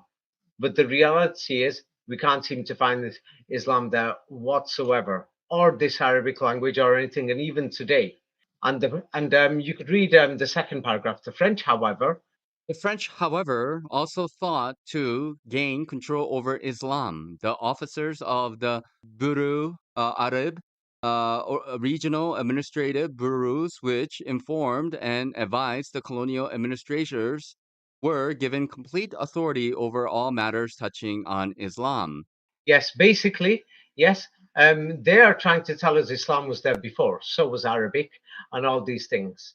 But the reality is, the French controlled all the matters, everything to do with Islam, the language, the customs of Islam, of how to pray in Islam, and everything. That in fact, at the time, yes, and many Algerians, these are videos, people could find them online, and many things in Algerian Post that in the middle of the region, Morocco, Algeria, and Tunisia, that the French were spreading a type of pilgrimage for a Kaaba or a Mecca over there, and there's even maps from colonial times which they will say are older, and they will say, hey, there was a place there called Medina, Becca or Mecca, and things like this. So you will find this in the maps, and the place was known from these maps, Barbaria, but the French basically published these maps and other things we can see. So, and many people have said that this history is there. Same like the British on the other side, and there's Mecca, and then there was the Russians and the fall of Moscow and the other Kaaba. Yes, is more recent, and it looks like there was some type of pilgrimage that happened in Russia, for example, in northern Russia, in Volga Bulgar, and in Moscow, and there was pilgrimage going on to Istanbul also, which was seen as a Jerusalem, and there was some type of pilgrimage by a few people going to a place called Mecca in Arabia. Yes, but these things were, and a pilgrimage somewhere in Algeria, but basically the current Hajj system, the current Islam, and all these things, and the oral Quran in many of these territories is only up to just 200 years old. And we can't seem to find it any older. And we can find European people going there who are teaching them, this Arabic, and teaching them Islam. There is the French Quran, things like this. So that's what we can really find. Let me just show about the French Quran. I call it the French Quran, or the Warsh Quran. It's like many people don't know this about the Warsh Quran, but let's examine this Warsh Quran and compare it to the Cairo Quran. And because many people say that the Cairo Quran, yes, that was compiled under the British administration by Al Azhar University, Lord Cromer selected the chief mufti of Al Azhar, who selected the team and established it, that compiled the 1924 Egypt Quran. And Mufti Abdu was one of the first he selected, and then he was replaced. He was selected by Lord Cromer himself. Yes, that's a long story. I'll have to go through that some other time, but let's go through, let me see, the Tunis Quran. So now when we go through the Tunis Quran and the Cairo Quran, yes, in the Cairo Quran that's there, what we will find in the 1924 manuscript, in the British authorized Quran, because the British were ruling this place, people say, what do they say in this manuscript in the Cairo Quran? The term Quran code, also known as Code 19, refers to the claim that the Quranic text contains a hidden mathematically complex code. Yes, with the number 19, code 19. Hmm. You can see it says also known as code 19. So Yes. now what many people don't know is that when we look at the Quran that's used in Morocco and Algeria and Tunisia, wait, let me just show you, the Warsh Quran, that also has a 19 code. Yes, what many people don't know. Yes, people will be shocked, unfortunately. Yes, so here is the Arabic Quran in that's Warsh, is used in Morocco, Algeria, and Tunisia, in the French territories, basically. Mhm. So this is used in the French territories. And so many people don't know, and many people are going to say, hey, the Cairo Quran is the one, the Hafs Quran is the one from God. Oh, there's these codes there and everything. But let's have a look at the codes in the Warsh Quran. So, for example, they say that the code 19 in the Egypt Cairo Hafs Quran was discovered by Dr. Khalifa. And he Mhm. made a claim. There are two extra verses in chapter 9, and he said they're false. And he said, thus by removing the two verses, he was able to show a code 19. in this Quran. But Mhm. if we apply the same mathematical view or system to the Warsh Quran, then we find that the verse numbers are already perfectly divisible by the number 19 with no amendments required. And Mhm. you can see that it's got 6,327 verses in the Warsh Quran, which is a perfect multiple of 19, and not just a number of 19. What is 6,327 divided by 19? What is the result? 333. 333 are basically 33. 33. Mhm. Now, what is this 19 and this 33? So now the thing is, whoever designed the mathematical layout of this Warsh Quran made sure that it's mathematically coded with the number 19 and with the number 33. And we also find the 19 and the number 33 also in the Egyptian Quran. And if anybody understands the concept of squaring the circle in masonry, and what is the Kabbalah about? Yes, the Kabbalah. Then Mhm. the thing is, what we have is that 19, it's like the circle when you turn it into a square in masonry. So now in the circle of the flower of life, there's 19. And then when you turn it into a square in 3 dimensions, it's 33. So what you have in this Warsh Quran is more of a perfect mathematical code, which is multiples of 19 and multiples of 33. You see. So you will find this perfectly without modifying or deleting any verses in the Warsh Quran.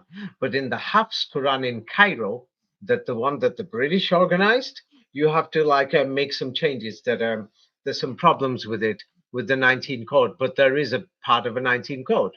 But they're two totally different 19 codes. So now if somebody compares this for example, the Morocco, Algeria, Tunisia, or the French Quran, French territory Quran, with the Turkish Gold Quran. For example, yes, what you will find is that in the Turkish Gold Quran, is in the John Hopkins, is in John Hopkins in America, and it wasn't there. Thing is, what we find is that you can see here, this shows the comparison of the verse counts of the Turkish Quran with the Morocco, Algeria, and Tunisia Quran, that the verse numberings they actually match more with the Morocco, the French Quran, the French Warsh Quran, and the British Hafs Quran do not match the verse numberings with the Turkish Quran or the Quran used in Turkey, which is very suspicious, wouldn't you say?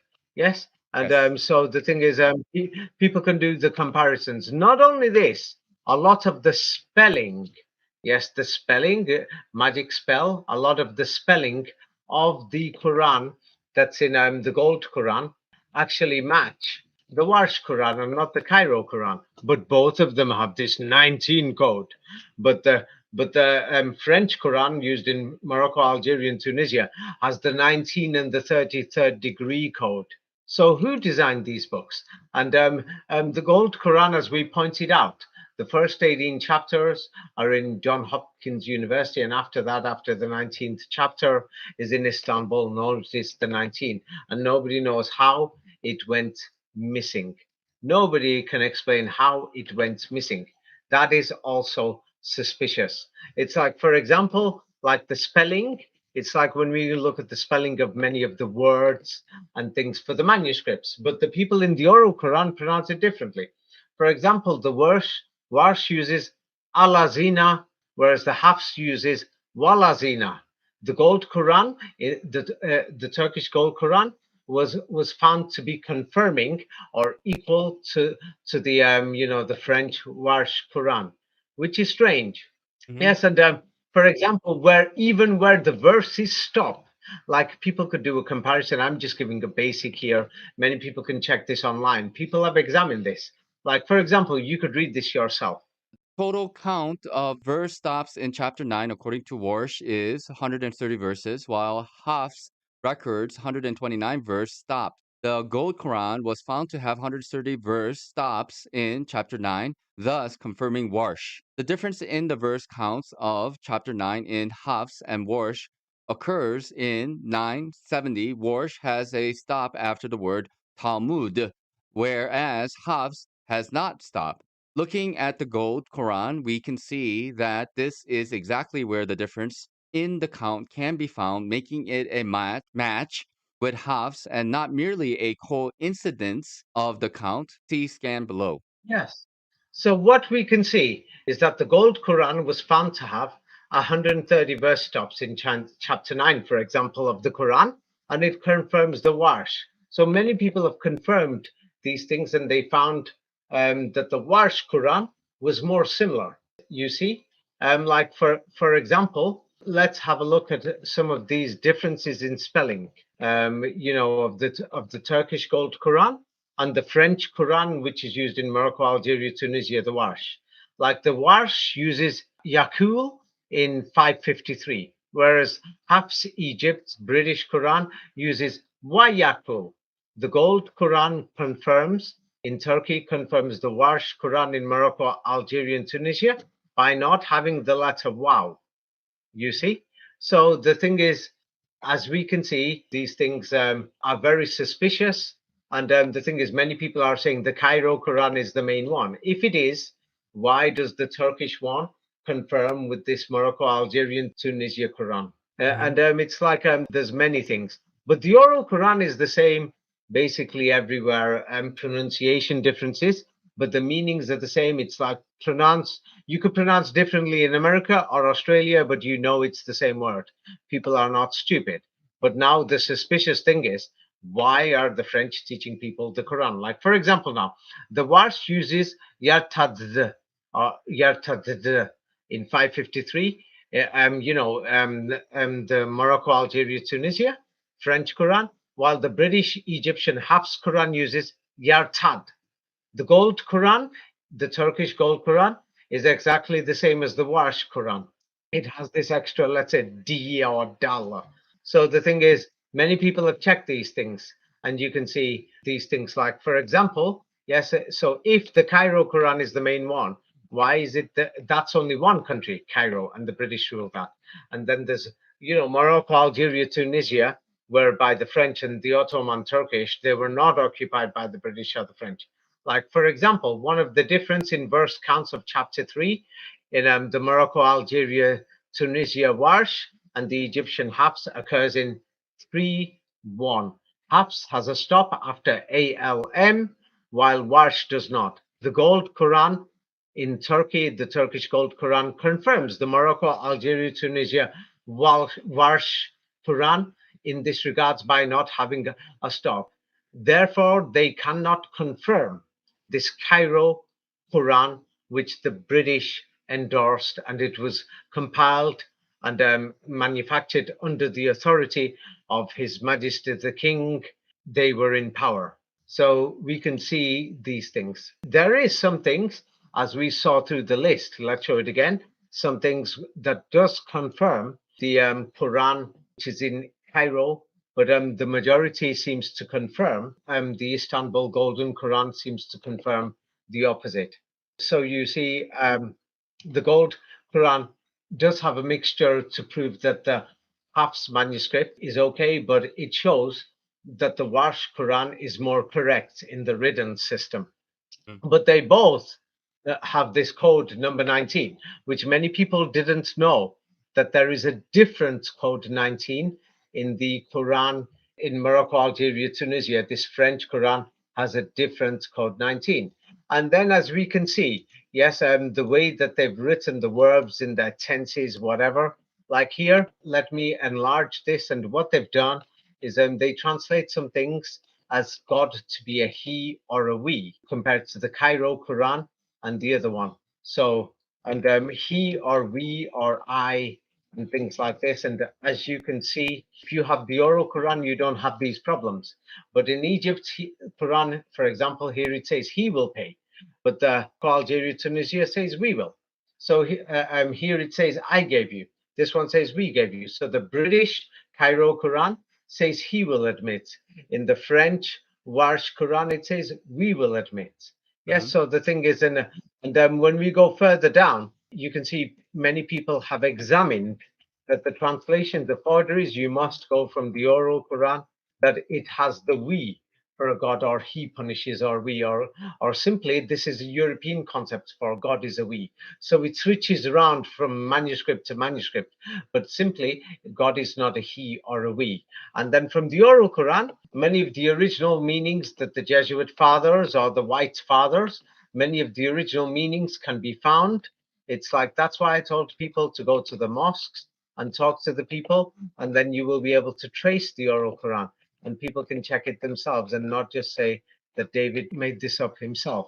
Mhm. So people can check this, and they can go there. Many people can turn around and say, "Ah, I remember my grandfather's father.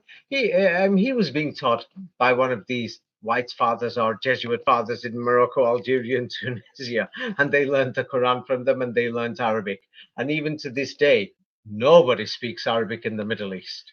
And we find a similar thing. The British opened the Arabic schools in Egypt. They were teaching Arabic, the British, the Europeans, the French, and all these other people. So, what do you have to say about this history? Well, I mean, it's a total fabrication as far as I'm concerned, and a lot of programming. So, what do you think now about this oral Quran in Egypt, throughout the Middle East, and in Morocco, Algeria, Tunisia, and these other places? I Did would they say get it from is their grandfather? no, they got it from the Europeans, so far as I can see. Do these local people speak Arabic? No, they do not. Where did they learn Arabic from? The Jesuits, the priests and the nuns that were sent there. The White Fathers, they're Hmm. similar to the Jesuits. I call Hmm. them Jesuit Fathers. They're just another organization that Hmm. was, accepted by Daddy and his friends. But it's strange. It's curious. So the thing is, why were the French teaching these people Arabic? Why were the French teaching them how to pray Islamically? Why were the French giving them clothes made in French factories? Why were they paying for all this? Why were they building mosques for people who they could have just used as slaves and peasants? They didn't need to teach them anything. They Hmm. didn't need to teach them the Arabic alphabet and language or French or anything. They could have just left them there as poor people and everything. Why were many of these cities empty? Why were many people leaving Europe? All of this shows that Islam and the Quran came from Europe. And this is France today we're talking about. I spoke about what happened in Egypt with the British. That's Britain and the East India Company. Yes, next time maybe I will talk about what happened in Indonesia and that region with the Dutch and the spread of Islam. But what we can see is that the oral Quran, Europeans are spreading this. Why? And they've falsified the history. They're trying to tell us, we were teaching them the Quran and Arabic so that they can become Christians. Do you believe this history? No, not at all. That's what they told us. And they told us that's what they told the teachers. Maybe that's even a lie too. But what is strange is how did the Europeans already know Arabic? How did they know the Quran? Now, what does that tell you? The Quran came from China? Arabic came from China? Or where? Europe, Europa. Arabic clearly came from Europa. And the Quran came from Europa. Now, there's many aspects to this. Many aspects to this. People will have to read my books. That the evidence shows that this Prophet Muhammad actually lived in Europe, and there was an original Islam there. And Professor Anatoly Fomenko has spoken about this in his books, and in my books, I talk about them, and I show that original Islam was in Europe, and that the people were destroyed. And people can read my books, Jesus Christ. That shows that there was many people who had many of the concepts that are taught in the Quran were already in Europe, and the Arabic language was there, or in the book Orphan Trains, that Arabic was already in Europe, in places like Russia, Germany, and other places, Poland, France, in orphan trains. And they did the same. They enslaved many people, took them to the Americas, Latin America, and they removed this original Islam. The Crusades did not happen at all in Europe. The Crusades was between Muslims and the Vatican. And the white Europeans were actually Muslims, many of them. And Prophet Muhammad came from Europe. Like we did a video on Arabia. You noticed the place was naked. Yes, Hmm. people didn't even know Arabic. In 1950, 85% didn't even know the Quran or Arabic or anything. Do you think this Prophet Muhammad came from these people and he lived in a desert where there's nothing there and the people are running around half naked in 1950? Does this No. sound like real history or like a fraud? Fraud. Definitely a fraud. Yeah, it's a fraud. And then, in my book Skulls and Bones, I show how the Vatican invaded Western Europe and from there went towards the east. Yes, and the history of France has been totally falsified. And we've got lots of skulls and bones in France. And if people want to check and the history of Napoleon Bonaparte and why he went to Moscow and everything, the history of Napoleon has been falsified. Something is totally wrong. And Hmm. then Paris got blown up in 1870. So it's like the people in power in Paris must have changed around 1870. And Hmm. this has got something to do with why the people in power in France have been promoting Islam, have been spreading this Arabic language, have been spreading the Quran. And the Hmm. thing is, more information is in my books. And then, if people want to understand some of the secrets of the Kabbalah and Masonry, this is a bit more deep and advanced. It's going deep. If anybody is really interested to see how they invented these alphabets, languages, and other things and put Masonic symbols and signs in them, it's in my book, 33 Degrees and Secrets of the Kabbalah. But that's probably it. But as you could see, Morocco, Algeria, and Tunisia clearly were not Muslim. Yes, before the 19th century, and the majority of the people came from outside, from India, and from the black races in Africa, and from the white races in Europe. People came and they mixed together, and this is why we have many different colors there even today. We can see this. And if people are going to ask about what about Islam in Mali, Mauritania, Chad, and Senegal, and all these other places and what's going on. Yes, we'll have to talk about Islam in West Africa next time, but that's shocking too. They've told us Islam has been there for over 1,000 years. Ancient manuscripts in Timbuktu and other places, all of that is a forgery too. And the thing is, yes, to the Muslim audience, it's like when I spoke and showed that the forgery of Christian history, yes, many evangelists could not accept it. Yes, it was difficult. I know this is going to be difficult for you, but unfortunately, this is actual history. Yes, and it's not thousands of years ago, so you can check it. And so, since the oral Quran, the original meanings of the oral Quran, yes, are still in the mosques. They updated and modified the dictionaries, invented the fake Arabic history of the so called Arab empires, Morocco, Algeria, and Tunisia, and these places, many of these cities are empty. They don't even exist. There's no buildings there. They're just empty fields. And so they've invented the dictionaries, and there's many Quranists out there who are saying this is what the Quran says. Unfortunately, I'm sorry, these dictionaries are forgeries. They were only made, in the 18th and 19th centuries in Europe. The first batch of dictionaries were made by the Jesuits, and they're people with the fake classical Arabic. The second batch was made in the early 20th century and updated in the late 19th century, called Standard Arabic, which gave updated meanings to the classical Arabic, and this is what people learn with the 10% difference. Then there is another Arabic. That's another story. Usmani Arabic, which has a lot of the original meanings from Northern Europe, but they give the simple meanings of the Quran anyway, which are the oral meanings that the French gave out. And people can find this in Turkish translations of the Quran. But many Quranists don't want to do that because they want to give their meanings to what the Quran are. Yeah, I'm sorry. Unfortunately, it's a fraud. Yes, these French dictionaries, English dictionaries. Would you trust any of these people using French or English dictionaries to translate the Quran into English and French No. anymore, No. knowing No. No. Not at all. that they were forgery? Yes. Forgery. Yeah, places that were occupied, and they spread this modern Islam and these things there. Yeah, so that's that. Yes, but unfortunately, it's difficult, but that's the history. I'm not on anybody's side. I'm not here to promote or criticize anybody. If you want to believe in something, you do it. This is not me saying anything. We can clearly see there's many more photographs. Many people were naked, and you can check some of the records of the French bringing slaves.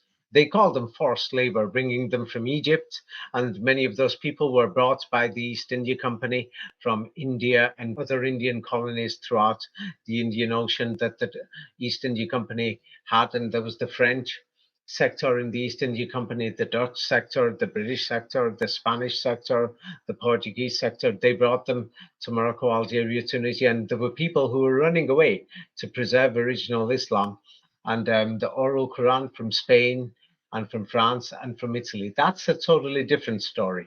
Now, that story is totally different, but what we are looking at here about the French involvement and the French Quran, which they call the Warsh, and the British Quran, which they call the Hafs, because these Qurans were compiled, authorized, and published with French machines and printed with French machines or British machines under British authority, which is a fact. And many people are now saying, yeah, this is what God's saying. It seems like many evangelists, no matter what, are going to say the Bible is the word of God, but the manuscripts came from the Vatican. So now many people are going to be saying this Egyptian Quran is the word of God, the British Hafs Quran or the Swash Quran from Morocco, Algeria, Tunisia is the word of God. But you can see many people are saying the oral Quran that we read in Algeria itself, it's not the same. Many of the words are different. And people in Egypt are saying the oral Quran in the Egyptian mosques are actually different. I've given examples of this in my book, 33 Degrees. I actually show where actually in the Egyptian Quran, the words are actually different compared to the oral Quran. But it's suspicious now. Yes, the oral Quran, many people are asking about the meanings. They were just simple. When these, white fathers, I call them Jesuit fathers, and these other people in European colonial teachers are teaching them Arabic and the Quran. Of course, they've given the history that they were controlled by the Vatican, but I couldn't find this control. Now, the question is, who were these people? Who was the French Empire really? Who destroyed Paris in 1870? First, the French invaded Moscow in 1812. Now, when we look at Paris, 1870, and many French cities, we can clearly see that somebody blew France up.